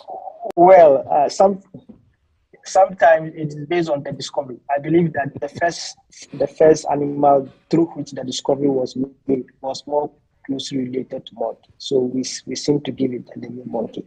But then many bushmeat animals are able to harbor the virus. But most of the time, it doesn't cause disease in them. I mean, the monkeys and the rabbits and the mice will not have these spots on their body. But then exchange of things like saliva, scratches, and even processing during meat, especially the hunters, killing, processing them, handling their blood and all that is what quickly transmits to human beings. So, okay. I mean, the primary route of infection is through animal to human. But now, as we speak now, it's in two stages, just like we have for COVID. Mm-hmm. Okay, so how infected? How do I expose myself to? But then the virus has now established itself. There are 4 stages of this disease. The first stage is the incubation period, which is about 5 to 14 days, but can be up to 21 days in certain people. So once after 14 days, you really see the symptoms. He appears normal. I think we need that period that we don't know yet. We're not getting a good connection with Dr. Michael Owusu. Probably we'll call him up and then speak to him by phone if it's possible, or get back on a clearer line. But basically, what he was telling us is that it's a disease of zoonotic origin, so it's not necessarily limited to monkeys that transmit it, but other animals as well. But then it's a viral infection, and he was just giving us the symptoms when the line unfortunately went off. But we'll try and get back to him and get the information from him. But what we know is that Ghana Health Service has confirmed 5 cases of monkeypox in the eastern, Bono, and Greater Accra regions. One of them emanated from a Ghanaian who traveled to the United States from Ghana. And a total of 12 suspected cases of monkeypox have now been investigated since 24th May 2022. 5 areas, eastern, Greater Accra, west. No death has been recorded among the cases. 1 case also being recorded in a Ghanaian who traveled to the United States of America. These are highlights from the minister's press briefing that took place yesterday, and it's good to know that nobody has died from it yet, but we're trying to get some more information on this so that you can protect yourself adequately, know what to look out for in terms of signs and symptoms, and then keep yourself very safe from this particular disease. You are watching GTV. Still to come, we do have conversations on Green Ghana Day, which will be celebrated tomorrow with the president in charge of affairs there. So there is the maiden edition was done last year, and we'll talk more about that in the next segment. But I can go back now to Dr. Michael Owusu. Dr. Michael Owusu, this line is clearer, I believe. Dr. Owusu, hi, good morning. Welcome back. Dr. Michael Owusu is a virologist with the Kumasi Center for Collaborative Research in Tropical Medicine. And if the gremlins are not on the line, we should be hearing him pretty soon. Dr. Owusu, can you hear me? Okay, all right, well. So we'll find out how preventable the virus is, whether it is as serious as COVID-19, which has been with us now for close to 3 years. And so we've got the signs. They are fever, swollen lymph nodes, those little projections around your throat, headaches, muscle and back aches, general body weakness, and then a rash with blisters on your face, your hands, your feet, your body, your eyes, your mouth, your genitals. So and I hear people saying, hey, all over the place, It's quite a serious zoonotic disease caused by the monkeypox virus, endemic in Nigeria and Cameroon, transmitted from infected animals, also squirrels, rats, dormice, monkeys, from infected humans. So the human-to-human transmission can occur through skin-to-skin contact, face-to-face contact, mouth-to-skin contact. So obviously, sexual contact will be a factor there. Face to face, kissing and things like that, hugging like that. It can be spread through touching, bedding, towels, or objects used. And I think I can now get back to Dr. Michael Owusu. Dr. Michael Owusu, can you hear me now? This is Kafui, GTV. Yes, I can hear you now. Excellent. So how does one know that he or she may have monkeypox? What are the signs and symptoms? Okay, so I was saying that the signs and symptoms range from asymptomatic stage to symptomatic stage. So within the first 5 to 21 days, when you are exposed to somebody who has the disease, you may not know, you may not have any symptoms. It means that the virus takes time to build in you, and this can be up to 40 to 21 days. Within that time of the period, I'm not too sure whether you can transmit or not. Although the transmission appears to be low. But then after the 21 days, you begin to have febrile illness. So most of the times you have headache, you may have fever, you may have sore throat, you may have body weakness, or fatigue. But one of the classical symptoms is what people are saying. You may have some form of lymphadenopathy, swellings in your armpit, swellings in your groin, swellings in your neck. These are one of the classical things that can help you distinguish between a monkeypox and a chickenpox. And then also the swellings or the rashes appear painful. Mm-hmm. And then from after the 4 days, you need to not have the rash. So right. The rash can start from the feet. It can go to the palms, and then you also have at the lower extremities of the body. So the whole body can be covered with this rash? Yes, you could have, especially on the face and the lower extremities and on the hands, on the palms as well. How long does this rash stay on the body? It can stay from 2 to 4 weeks. 2 to 4 weeks, wow. Yeah. And does it leave with scars? Do you have scars to show after once you are healed? Yeah, so after 2 to 4 weeks, about 99% of people, if they have the West African strain, will recover. But then when you recover, you may have scars of these swellings on your body. So you could have black spots. Wow. Seem to appear. So actually, if you look at the swelling, it grows from a stage to stage. At first it starts as a flat swelling, and then it grows to become filled with a fluid, called vertical. Mm-hmm. And then it becomes filled with a white fluid, which is termed as a pustule. And then this pustule will break off and then fall off, and then you are left with a scar. So do the scars, do they get wet? Do they leak? These rashes, do they leak or is just dry? Yeah, they are filled with fluid, and sometimes you are tempted to scratch it. Oh boy. When you scratch and the fluid, and this is the most infectious thing. The fluids are very infectious. So as it falls off onto a new layer of skin, that makes also become swelling goes on. So when people touch you or people interact with you and this fluid gets access to their hands, or they also touch their eyes, or they touch their lips, it easily can move. If you handle children or babies with this kind of infected hands, you may also Does it itch, and is it fatal?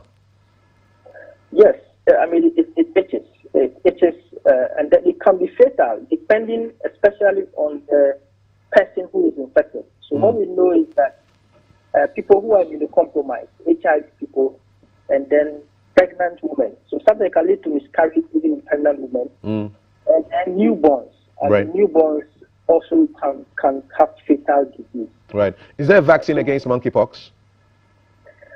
So the vaccine available is not directed to monkeypox exactly. But remember, when there was a smallpox outbreak, there was a vaccine.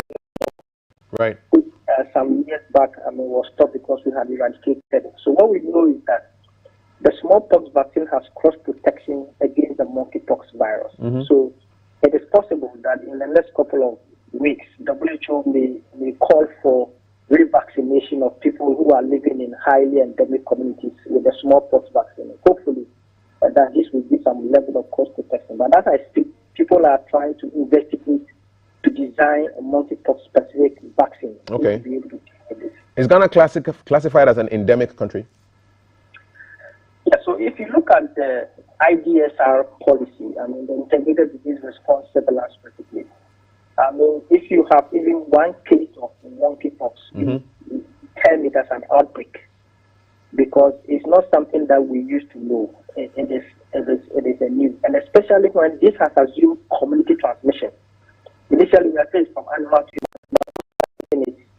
I can tell you, some may not have interacted with any animal. Okay. Some may not. Which means what it means is that it has now gotten to the level where it is circulating in the community and people can transmit to other people. So it's an outbreak now. It's an outbreak in Ghana now. Is that correct? Yes. We turn it as an outbreak because of the new findings we are seeing. How do we protect ourselves? Yeah, so protecting yourself, fortunately in Ghana, COVID has given us an opportunity to at least know and understand the basic things we need to do in terms of infection prevention control measures. The first thing is that the use of alcohol sanitizers is very crucial. It can destroy the virus just as it does for COVID, to the SARS-CoV-2. So sanitizers are very important. When you shake, you are not supposed to contact, but assuming you touch something else, you have to sanitize your hands. The use of mask is very important because, as I mentioned, it can be transmitted through the respiratory droplets from the mouth. So we have to resort back to washing of hands with the buckets and soap and water is very important. Right. We have to resort to this. Mm-hmm. And then, some of the basic things that we have learned through COVID works very well also again. And when you observe people are having, their fatigue, have fever, and have sores in their mouth, quickly you have to call that they are isolated. And call the health authorities to observe them and possibly also follow their contact and then advise them to also observe themselves so that those who are infected will not transmit to other people. And especially for pregnant women, you need to advise them to be very careful to take their hygienic practices seriously so that they are not overly exposed. Right. I saw in the summary that face-to-face contact and skin-to-skin contact can spread the pox. Is that what? Does that mean no kissing, no sex? Can you come again? When you say face-to-face contact, what does that mean? That means people shouldn't be kissing? Of course. Kissing can transmit. So because the viruses, the source you see on the body also can appear in the mouth, the mucous membrane of the mouth. And these are the most infectious part of the virus. So if you kiss, you transmit this. You just give it to you. It's the fastest route of transmission. What are the blisters doing on genitals? What does that mean? Well, the blisters, the virus, when it enters your body, goes into the blood. And when it enters the blood, it circulates through almost every organ.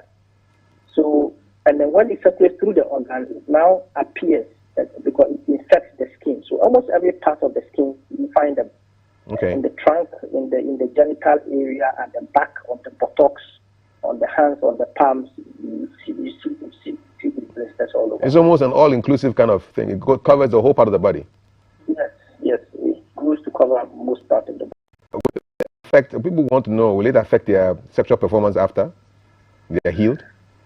Well, for that we don't know. We even are not too sure whether this can be transmitted sexually. We have to conduct investigations to look at semen to see if the viruses can appear in semen. All right. And also to see if people have it after recovery. If they are, but I'm not too sure because this virus is not a virus that can damage the reproductive organ to the extent that you are not able to. I don't know of that. I've not read. Most of these viruses appear to be limiting, self-limited to some extent. In this case, but what we know is that sometimes when it becomes complicated, you have severe pneumonia or air obstruction, sometimes you can't breathe. And in some people, it may cause sepsis and also brain damage in terms of what we call encephalitis. And this is when we understand in the advanced stages. But this occurs people who have a problem, HIV, newborns, and also pregnant. These are we need to protect those people and ensure that they are not overly sick. Okay, Dr. Michael, so we are almost out of time. What should people know as part of your concluding remarks about monkeypox? Well, I think people should know that the kind of infection prevention control measures that has been announced over and over again by the Ghana authorities works same, and best when it comes to monkeypox, chickenpox, measles, smallpox, and any other viruses that we know. It's unfortunate that many people are always ignoring or even forgoing the use of masks and the use of alcohol sanitizers. And we have to resort to this. It's one one of the most effective ways of controlling it. So I would advise that for many who have stopped using these protocols, we should go back to using them. And then also living in crowded areas because of body contact. So if you live in places that are so crowded, try as much as possible to avoid that, especially if you are pregnant or if you are carrying a newborn baby. Avoid large crowds so that you don't expose yourself to some of it. And if you think you have the symptoms, don't go and then mingle or handle babies or handle people or touch them or even engage in body contact with other people. Just report yourself to the health authorities and then they take care of you. Okay. Are the doctors and nurses and the health officials preparing themselves for possible reception of people who may be having these symptoms? Of course. I know the Ghana Health Service similarly is rapidly developing protocols to train, inform health workers as to how they can deal with it. Thirdly, as I mentioned, COVID has given us a lot of experience. So, those of us in the laboratory, we are developing assays, tests to rapidly identify this. And so, similarly, those who are also in the health to pick up protocols to see how best they can admit people of such nature, to contain the spread of the disease, take care of them, and ensure that they recover safely. All right. We'll leave it here. Thank you so much for the education, Dr. Michael Owusu. He's a virologist with the Kumasi Center for Collaborative Research in Tropical Medicine. And you are now up to date with all you need to know about monkeypox, confirmed to be in Ghana. It's officially an outbreak because even if you have one case according to their protocols, that's what it is. And so you heard it here on GTV Breakfast. Still to come, Ojo will be hanging with Valerie for Your World, talking comedy and the arts and others. And then we also have our conversation on Green Ghana coming up right after this. You stay with us. This is GTV Breakfast.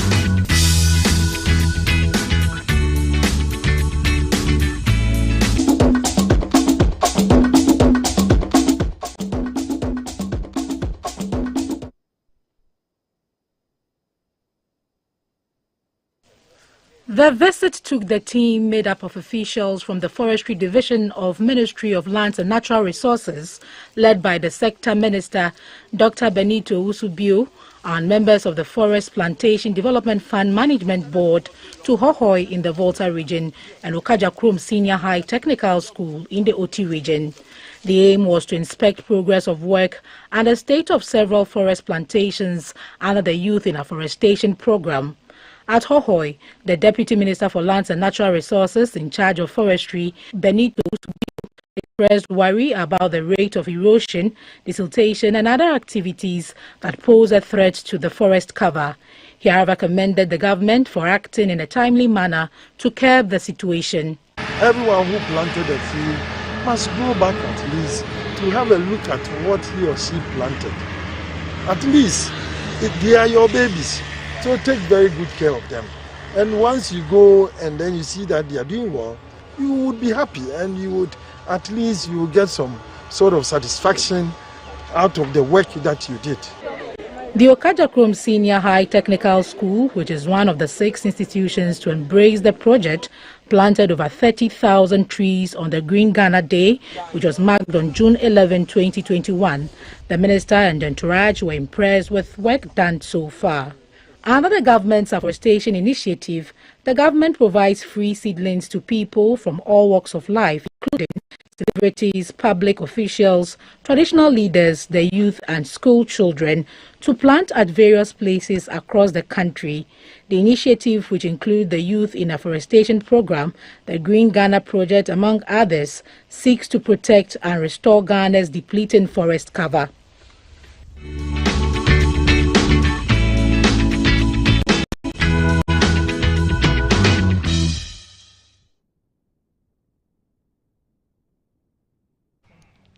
Hi, hello again.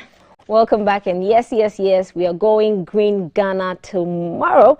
And the maiden edition of Green Ghana was initiated by the President of the Republic, His Excellency Nana Akufo-Addo, last year, June 11, 2021, and about 7 million trees were planted from an initial target of 5 million. I was part of the people who planted those 7 million trees. My trees are around the Legon area. So for this year, we are going to, the target that the president has set is a 20 million target. And this year's Green Ghana Day has been dubbed Mobilizing for a Greener Future. And so, yeah, we're going to have this conversation with Mr. Afomoni, my boss, the GJA president, and also joining us via phone sometime during the conversation, we'll have Joyce Ofori-Kwafo. She's a PRO of the Forestry Commission. Good morning, sir. Good morning, Your Excellency. So, Afomoni, last year I planted a tree. So this is a call to everybody who's watching us. If you planted a tree last year, can you send us a picture of the tree you planted? Where did you plant it? Did you go to care for it? I planted mine on the Legon stretch. I'll go and take a picture today. I'll add my picture to those.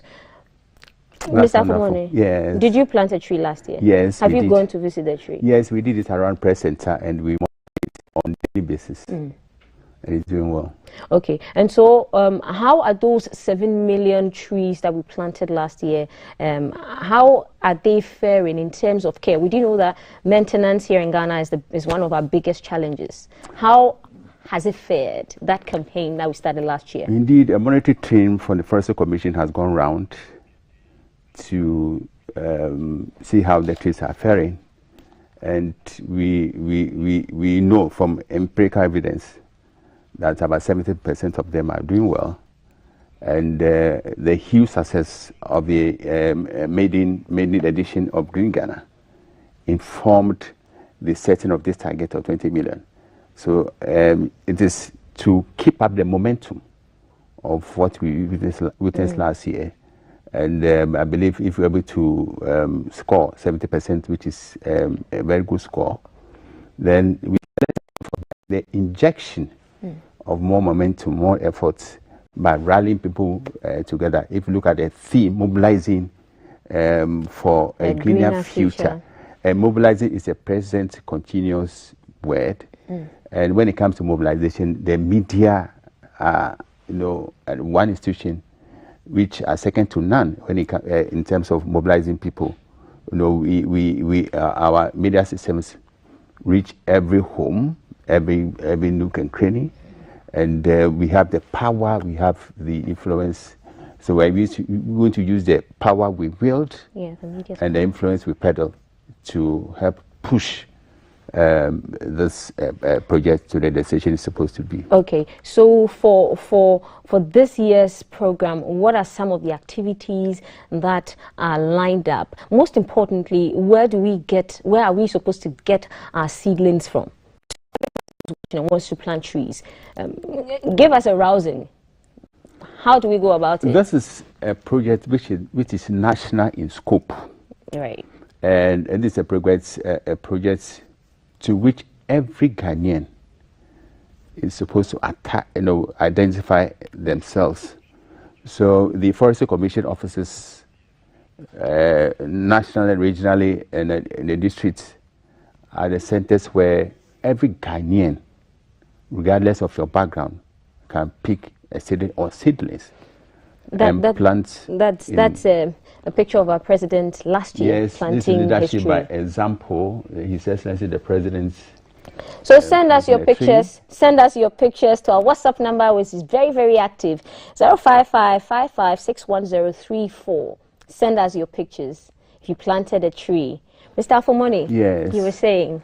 I said this leadership by example, and the media are supposed to play a frontal role in all this, because our job goes beyond amplifying what politicians say, beyond holding people to account for their stewardship, criticizing, and sometimes we criticize wrongly. Yeah. We are not only supposed to saturate the airwaves, later print media with messages on Green Ghana. We should also be seen. I'm happy you planted a tree and you're going to monitor what you did. Yes. So we are expecting the media community to be demonstrably involved in this project. Right after doing your programs, I know Kafu will take it up. You have done so. And I expect Tema to also do something. We expect your DG last year too. And for instance, you see, start from Jerusalem. Journalists here in GBC should be seen planting trees tomorrow before they go outside. And we also bring together editors from various media houses to also plant trees tomorrow. And we will send the same messages to our regional heads. And as I said, this is a project which is national in scope. So nationally, we should all be seen to be taking action to restore our degraded landscapes, and also secure a future for your generation in terms of greening the whole environment. Right. The 20 million seedlings is quite ambitious. How do we get seedlings tomorrow? This is a national assignment. How do we get our seedlings? How do we get plants tomorrow? The Forestry Commission officers in the regions and in Accra, the Lands Ministry in Accra will also be a center for the collection of seedlings. So if you can go to Forestry Commission office around Jowulu or the NY motorway, you can go to a ministry which is not too far from this place, right? And then collect the seedlings and plants, and then we'll monitor. Follow-up is one ingredient of quality journalism, and we are supposed to do follow-ups, ensure that the trees grow up and then blossom, and then green environment, beautiful environment. And the research has shown a relationship between good mental and physical health and the planting of trees. The presence of trees not only beautify environment, and research has also shown that the presence of trees enhances academic performance. So this is what we are supposed to do, and in order to be more academically sharp, environment to be green, will be more healthy than we are now, and this will also cut down on how much we spend on our healthcare. So it's a multi-purpose something. And then some sort of add-on. I also learned that when you plant a flower or tree, and you keep watering it, it's therapy. When you do it every day and watch it grow, it's therapy. So that's another reason for you to go green tomorrow with certainly, us. Yes. Certainly, yes. That's another reason. And are there specific seedlings or species of plants, trees that are going to be giving out? We have a variety of them. From timber, wawa, rose, shade trees, or fruit trees. Some of us we enjoy our fruits. We have mango, cashew, right, and a host of them. And so, depending on your choice, you go and pick what you want to pick. And apart from degraded forest areas, right, we also targeting schools. So school children should be involved. The program for students was launched last week. We're also looking at compounds of churches and mosques. Okay. So all Christians and Muslims have a godly responsibility to be actively involved in this exercise. Okay. You've mentioned where to get our seedlings, but who can just walk in to any of these places? Any Ghanaian, you don't need your Ghana card. You do not need a Ghana card. You don't need any just, passport. Okay. You also just walk in, and then you'll be served. Okay. Someone is asking, that part, the person missed that part. If you can run us through where we can get our seedlings again from tomorrow. All Forestry Commission offices in Ghana, in the regions, in the districts, and in Accra, apart from Forestry Commission headquarters, you can go to the Ministry of Lands and Forestry to pick as many seedlings as you want, and you'll be served. Someone is also asking that you are asking us to go green in Ghana, and yet all our forests are being sold and cut down. I don't think Mr. Afomoni can respond to that, or you can't, sir. I think this is a question which is tinged with politics, and so I will spare. I want the questioner to spare me, but I know this is a question which which is pregnant with all kinds of interpretations. Right. Okay, so. You plead your faith on this one. Yes, yes. Right. And so our guy Alan is around the Ridge area, and he's going to bring us a beautiful view of some trees that were planted last year. And so Alan will be on your screens now.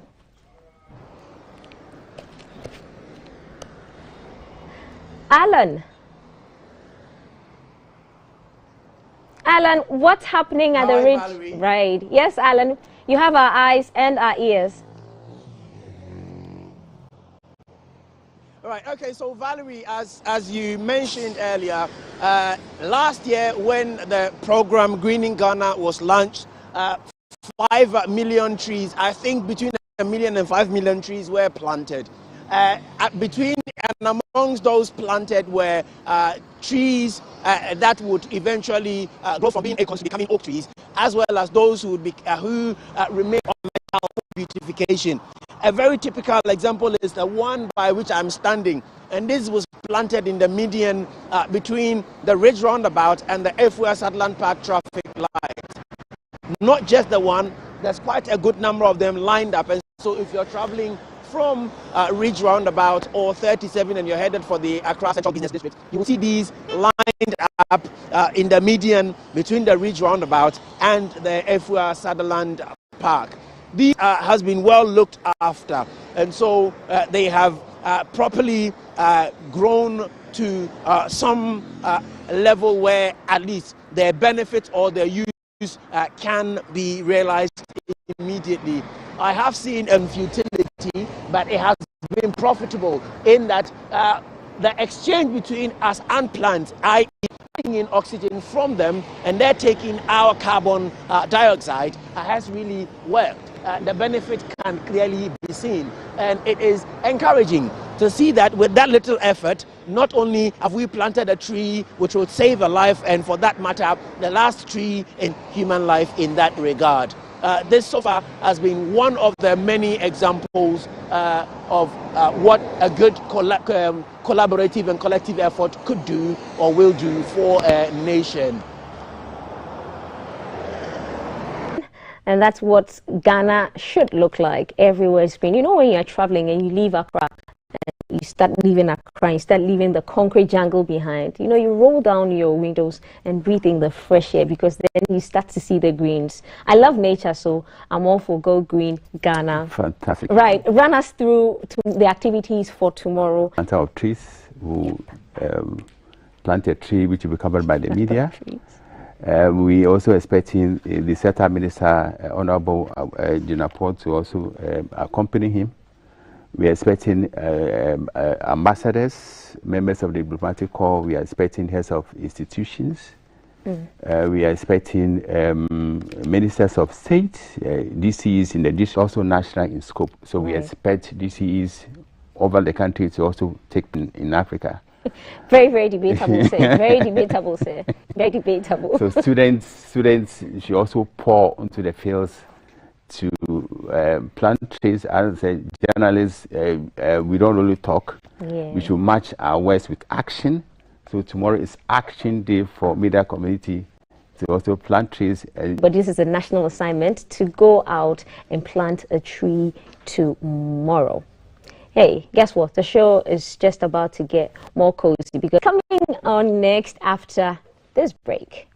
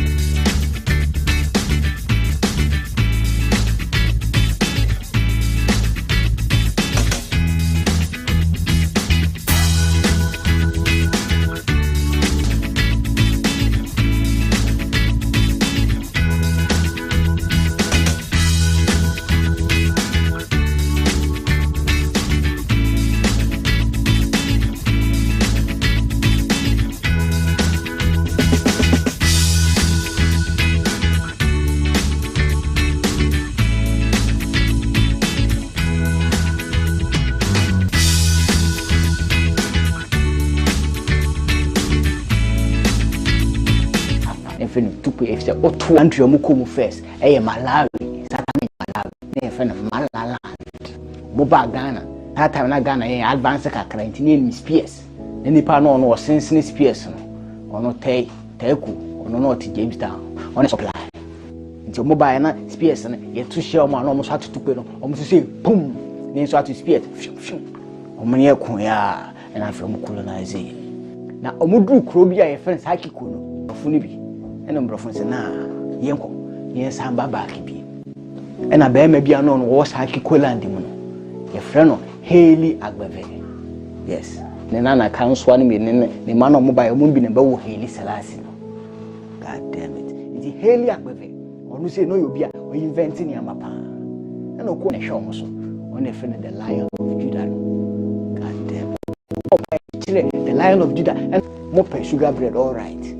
Agbave sorry and oh yes I did not a Lion of Judah and children what I am we no or two side and say two. God damn it. Was it say brofun di tupene ba or more the two ebeshia brofun decided one day be say o money kikofo no sa kofo no o makofa etu and brofun to canon na make kofo no so to two brofun to canon na make kofo no to two and brofun say anu ode and one brofun e retreat ya poa see retreat and I'm brofun e retreat here. God damn it. Omo nko kiku assassin su bi enti omo ba komo captain na odi sa okunechi e ko ka kire obrofun panyi Charles McCarthy satan no twemp na bi kura e wo Ghana omo captain ko ka say Charlie e bia ye ko ne dia no odi say the cannon ball no kwa no mo matutu aba enti ye nko hobi because Ethiopia aha say ne Ethiopia aha say kwa masa ibeku yen other countries ni dey kwa omo dey SPS ene ebo ne bofunu dia ene etimi konka ba sa kro we so dia Ethiopia anti yanko to mbeto sa kro no Ethiopia omo se sa omo din graphic ko ebeto sa kro ndi Ethiopia to mo ka kire omo.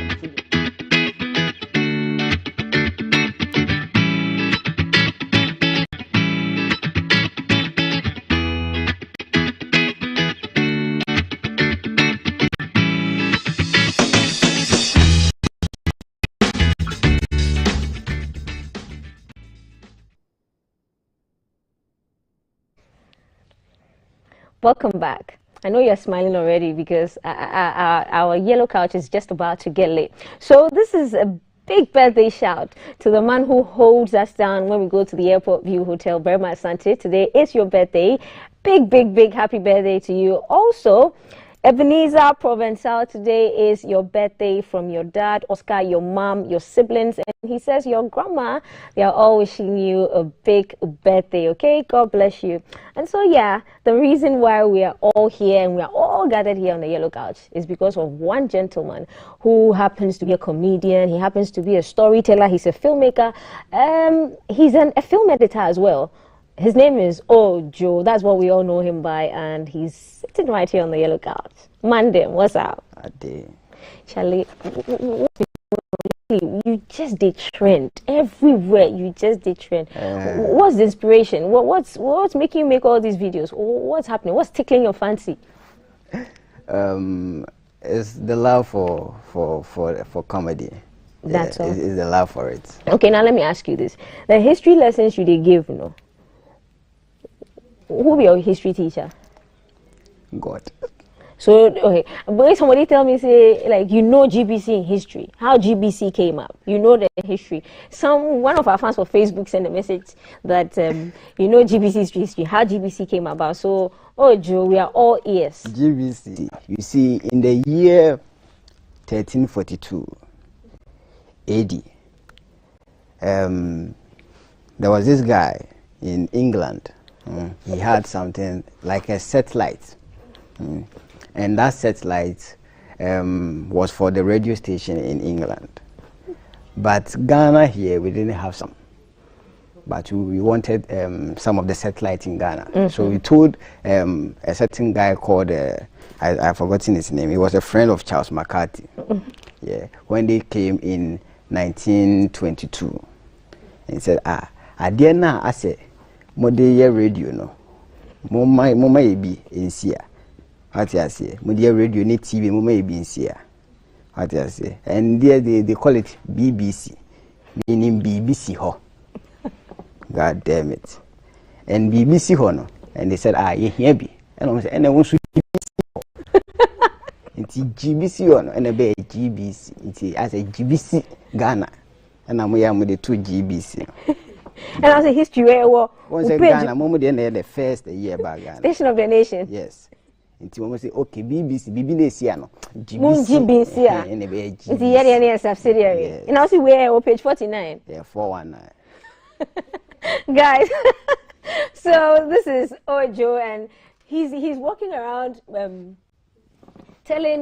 giving history lessons. God knows where he has them for. Look, we appreciate your humor and we love it. Thank you. How did you become a comedian? I do know that the first time I met you, 2015. 2015, you were a film editor and you had just started out as a comedian. What pushed you into the world of comedy finally? I wanted to be a comedian. I think when I was in secondary school. Yeah, we had a group called the LG group. What secondary school did you go to again? I went to Wesley High in Ashanti region. Yeah, so we had a group called the LG group, and we used to do plays, drama, and I found that I could act, and the comedy too was part. So that was when I fell in love with comedy and decided to do comedy. I got the nursing school. My name was on the list. I think I was to NAFTI. I wanted to be a sound engineer. That was my thing. Okay. And I came to NAFTI forms, and a week later I was caught. And after that, I think a year later, I got the money. I paid my mom back. What's your mom saying now? What's she saying now? Oh, she's proud now. She's proud because at least I can also give something. Man. Right. And to your question, I started comedy professionally when I came to NAFTI. Yeah, there I was with Calibos. Calibos was my roommate. So Calibos was your roommate. Yeah.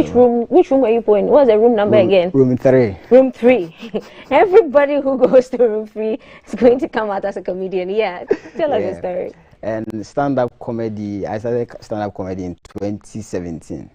Yeah, and the person who gave me that chance was MJ the comedian. Yeah, MJ. Right. Yeah, I told MJ that I wanted to become a stand-up comedian, and he said, okay, cool. He asked me about the jokes that I have written, and I told him, and he said, okay, then you have to do it this way and this way. So the first time I performed was at Accra City Hotel. Right. Yeah, I was so nervous. MJ said, please follow me to the washroom. We went to the washroom. He said, Charlie, you can do this the same way, do it this way. And I went there and I killed it. 2 minutes. You killed it in 2 minutes? 2 minutes. And that's the beginning of Ojo. Yeah. Okay, so tell us, where did the name Professor Lionel come from?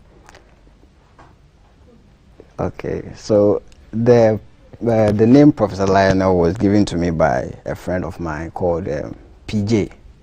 Yeah. After I decided to do the history thing, I wanted to call myself the, like, just professor. And he said, nah, you lie.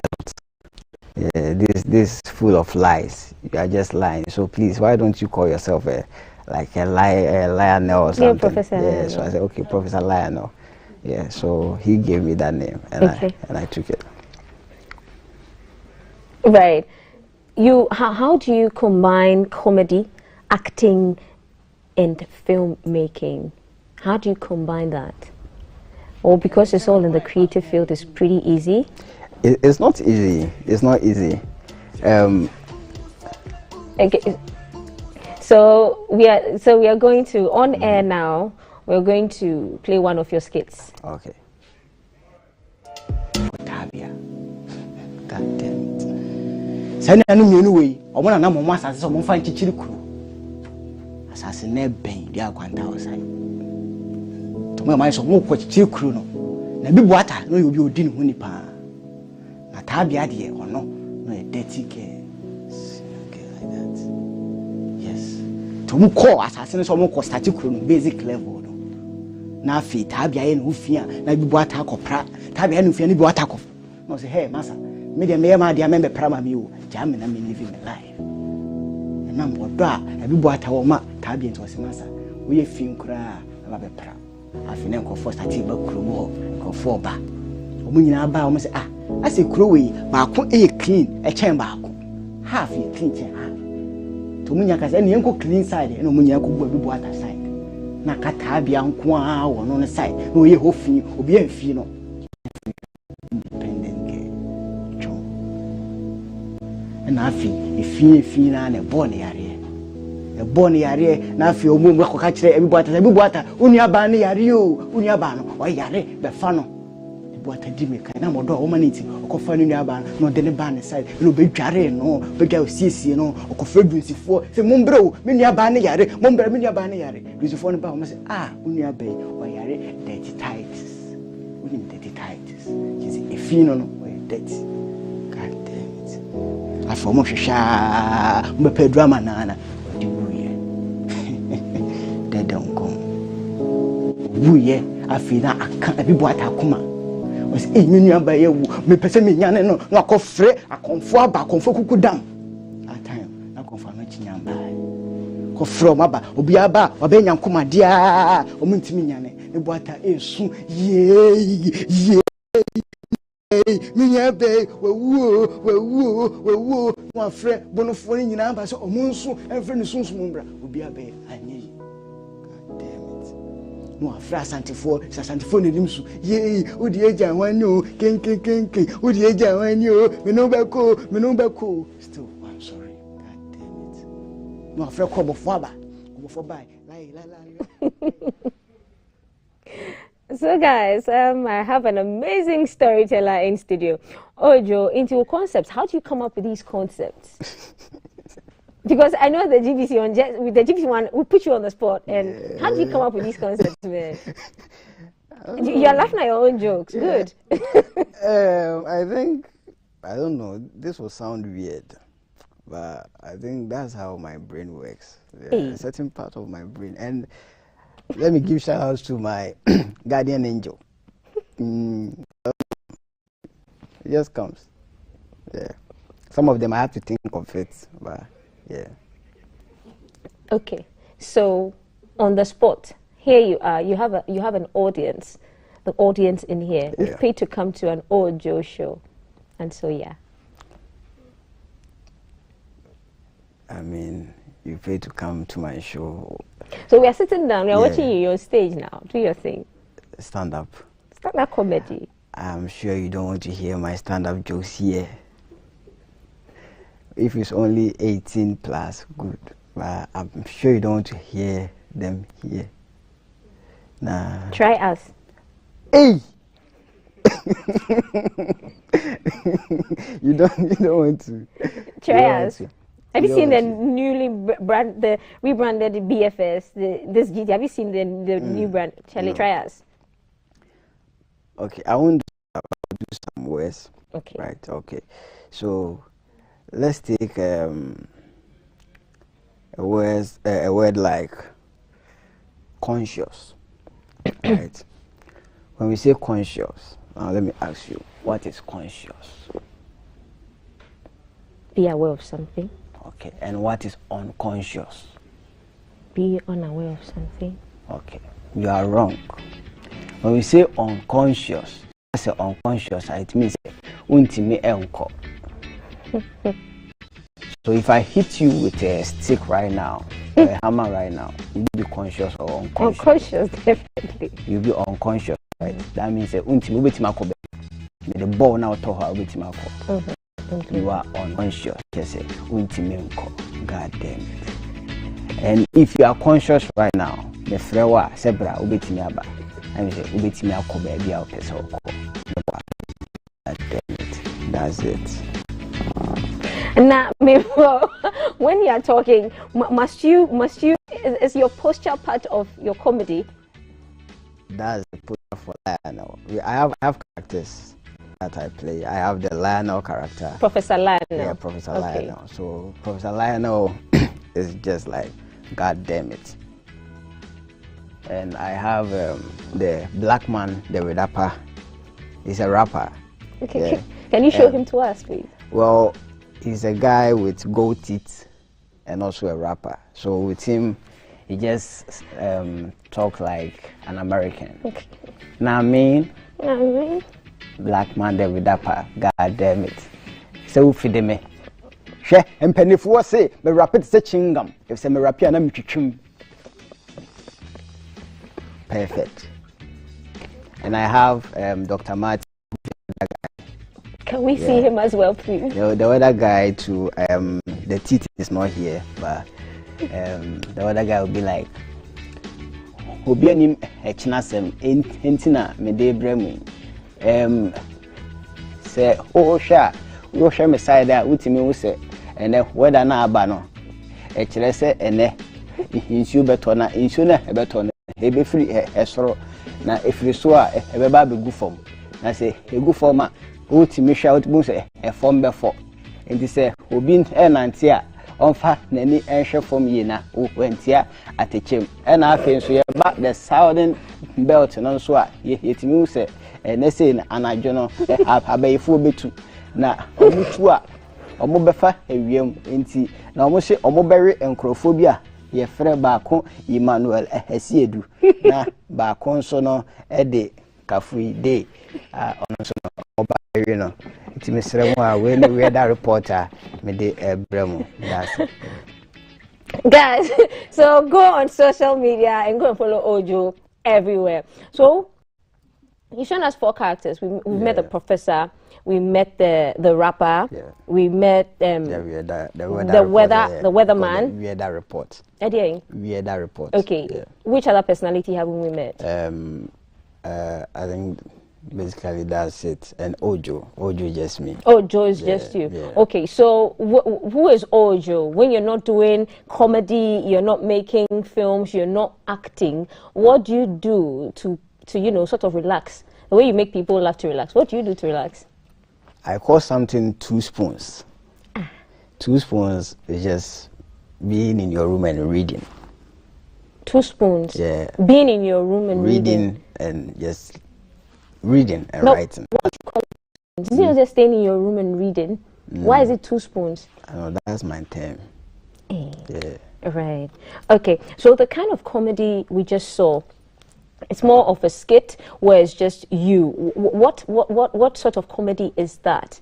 It's not something we find around. So what sort of comedy is that? It's just something you have carved for yourself. I don't know, but I call it just. You can call it comedy, any comedy that you want to call it. Yeah, I don't have any particular feel that it fits. Yeah. Right. Okay. So what's in the? If I choose the politician's words, what's in the pipeline for you? What's gonna happen? Are you working on a project? Yeah.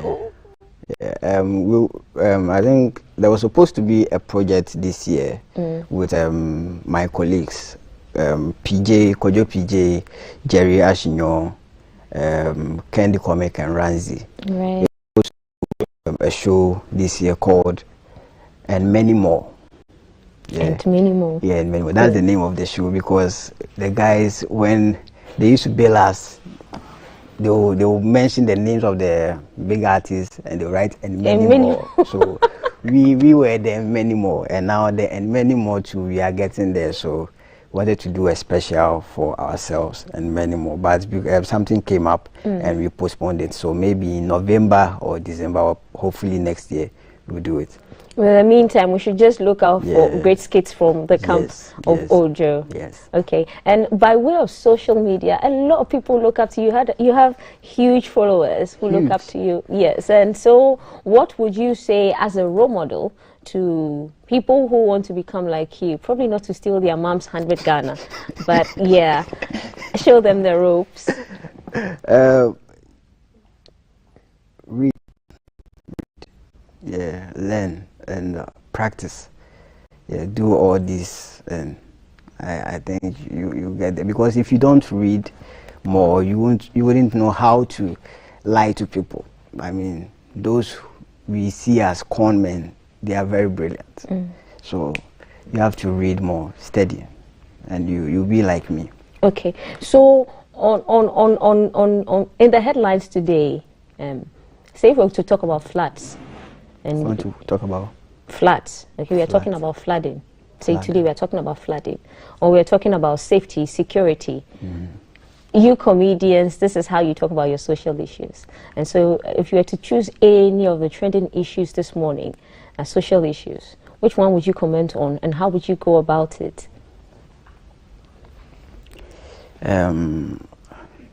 Floods. Okay, let's say floods, right? I'll write down the topic, and I'll start thinking about some points about it. So what will flood do to like a guy like me? Okay, so where I am now, it floods a lot, and that will stop me from going for our washing, you know. Yeah, going for our washing at Chado. Yeah. Are you sending someone a message? No. Okay. So the flood will stop me from Adenta to Chado. So I write that point down. And also, what will the flood do again?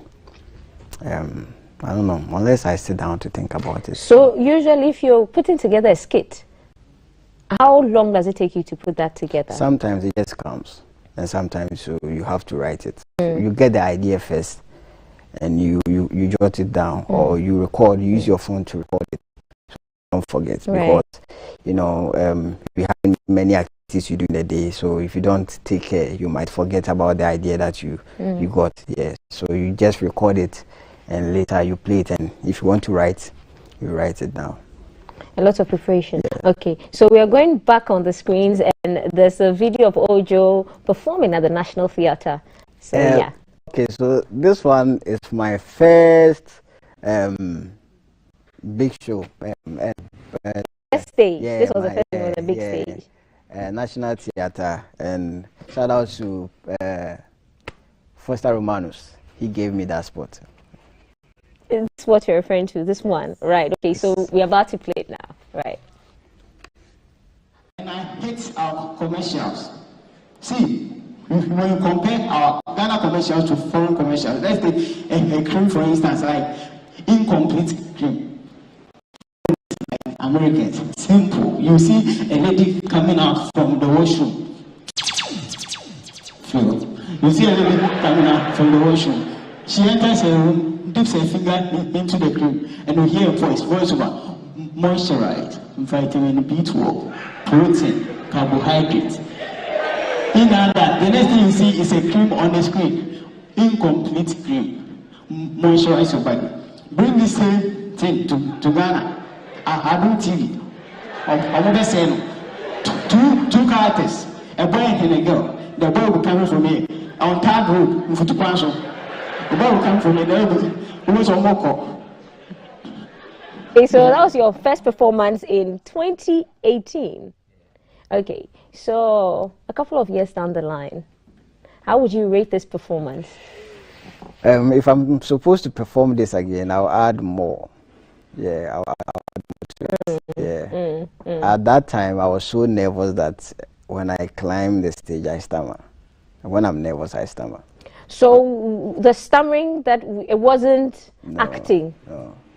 When you're nervous, you stammer? Yeah. Wow. And so how did you get over it then? I don't know. With time, and with this, if you watch the full video, you will see that as time goes on, the stammering goes away. Okay. Yeah, as time goes on, the stammering goes away. So if I'm chatting with you for the first time, I might stammer. That's if I'm shy and nervous. Yeah, but as time goes on, I'll flow very well. Wow, amazing stuff. Okay, so tell us about the world of comedy. You are coming from that world. That's your island. How's it faring? How's it faring here in Ghana? How's it faring generally? Now it's going well compared to a decade ago. If you compare now to the past 10 years, which I wasn't part of comedy then, it's going well. People are paying more attention to the comedians now, and now to the comedians coming, they are very hungry, and their writing skills are improving. So yeah, comedy is growing a lot, and it's growing well in Ghana now. And so if you were to be made, say, the king of comedy for one day and asked to change something in the comedy setting here in Ghana, what would you change, Ojo? A king of comedy for a day? One day, and to change something in the comedy world, what would you change? Wow. I think I'll create more comedy clubs. More comedy clubs in Ghana. Yeah, because for now I only know of 2 comedy clubs. Comedy clubs? Yeah. Wow. Yeah, enlighten us then. I didn't know there were there's comedy one clubs. at Tesano. It's called 2927, and every Thursday, 2927, and every Thursday comedians meet there, and we exercise our jokes, we practice our jokes, and we help each other develop, and their audience as well. So I can, today is Thursday, I can come and observe. What time does it, what time does it start? 7:30. Okay, and then the second one? The second one is virtual something, I've forgotten the name. Yeah, but it's at East Legon, I think, the MTN office. Okay. Yeah. And so what do comedy clubs generally hope to achieve? Is everybody invited? Yeah, everybody. Every comedian is invited. No, not for you comedians. Can we come and listen to you guys and laugh as well? Yeah. And so it's happening tonight at 7:30 p.m. at 2927. 2927, Tesano. Tesano, 2927. How are you intimidated by any comedian here in Ghana? Okay, shall I rephrase? Which comedian, assuming you're going on stage, which comedian would you fear to be on the same stage with? Not fear necessarily, but get jitters. Oh, no. I'm not afraid of anyone. Yeah, but as a comedian, sometimes you feel like when someone is performing well and receiving the laughs, you'll be feeling some way, because you'll be like, what if mine doesn't go well? What if they don't laugh at my jokes? I should have gone before this guy. Yeah, that's how you feel. But to feel intimidated by one comedian now, it's not gonna happen. Yeah, that will dim my spirit. So I don't want that. Okay. Yeah. So what's it for you? Are you going to come up with a comedy and a comedy album perhaps? Yeah, I have the videos, the Wunhusu videos, the history videos. I have released I don't know if I should call it an album or an EP. I have audios of it on AudioMac. Okay. Yeah, it's called the Wunhusu, Professor Lionel. So if you type Wunhusu, you'll see it there. I have, I think, 6. And I'll release another set. So that's what I'm doing now. And maybe if things goes well, I will release an album. Nice. And so for other creative people, where we find that they put their material on streaming platforms and make monies from it, is it the same when it comes to the world of comedy? Yeah. Okay, so you're paid for what you do. So people actually go to online and listen to these or watch? Yeah, they do. There's this guy in Ghana here called Ebenezer Jumo. Ebenezer Jumo. Yeah, Ebenezer Jumo. His show is coming on this August. I'm Not Fooling. That's the name of the special. I'm Not Fooling. Yeah, He does podcasts and some audio comedy as well, and he posts them on Anchor. There's an app called Anchor. So when you post your podcast there, you get paid. Yeah, and that Anchor helps you stream or distribute your material to other audio apps, other streaming apps too. Yeah, like Spotify, AudioMac, the Marconi or something, Deezer, and etc. And so it's paying, and so the future is bright it's for very comedy. Bright. It's very bright. Nice meeting you officially on this set. Thank you. We'll meet today at 7:30 at 2927 at cont. Tessano. 2927. That's at Tessano, and that's a comedy club. Anybody can go in at all. It starts at 7:30 p.m. Anybody can go in at all and just release some stress and listen to these comedians and watch them do their thing. Come with money. Come with money. How much money should we come with? If you have a car, just come with 30 cedis. We should come with 30 cedis, just 30 cedis. Yeah, 30 cedis. Okay. Just 30. So minimum should be 30 cedis to 2927 at Tessano. That's the comedy club. It opens at 7:30 p.m. Sharing the couch with me has been Ojo, comedian of the moment. He's on Instagram as Ojo Sami Majite. Go out, follow, share. Thank you for staying with us. And if you missed parts of our conversations and you want to catch it or you want to catch a repeat again, we'll be on your screens at 11 p.m. on GTV. And also throughout the day, if you look for the hashtag GTV Breakfast, remember to send us those pictures of the trees that you planted last year, okay? To our WhatsApp number 055-55-610-34. And so from everybody here, the team, everybody here, outside crew, and to you guys, have a good day. Bye.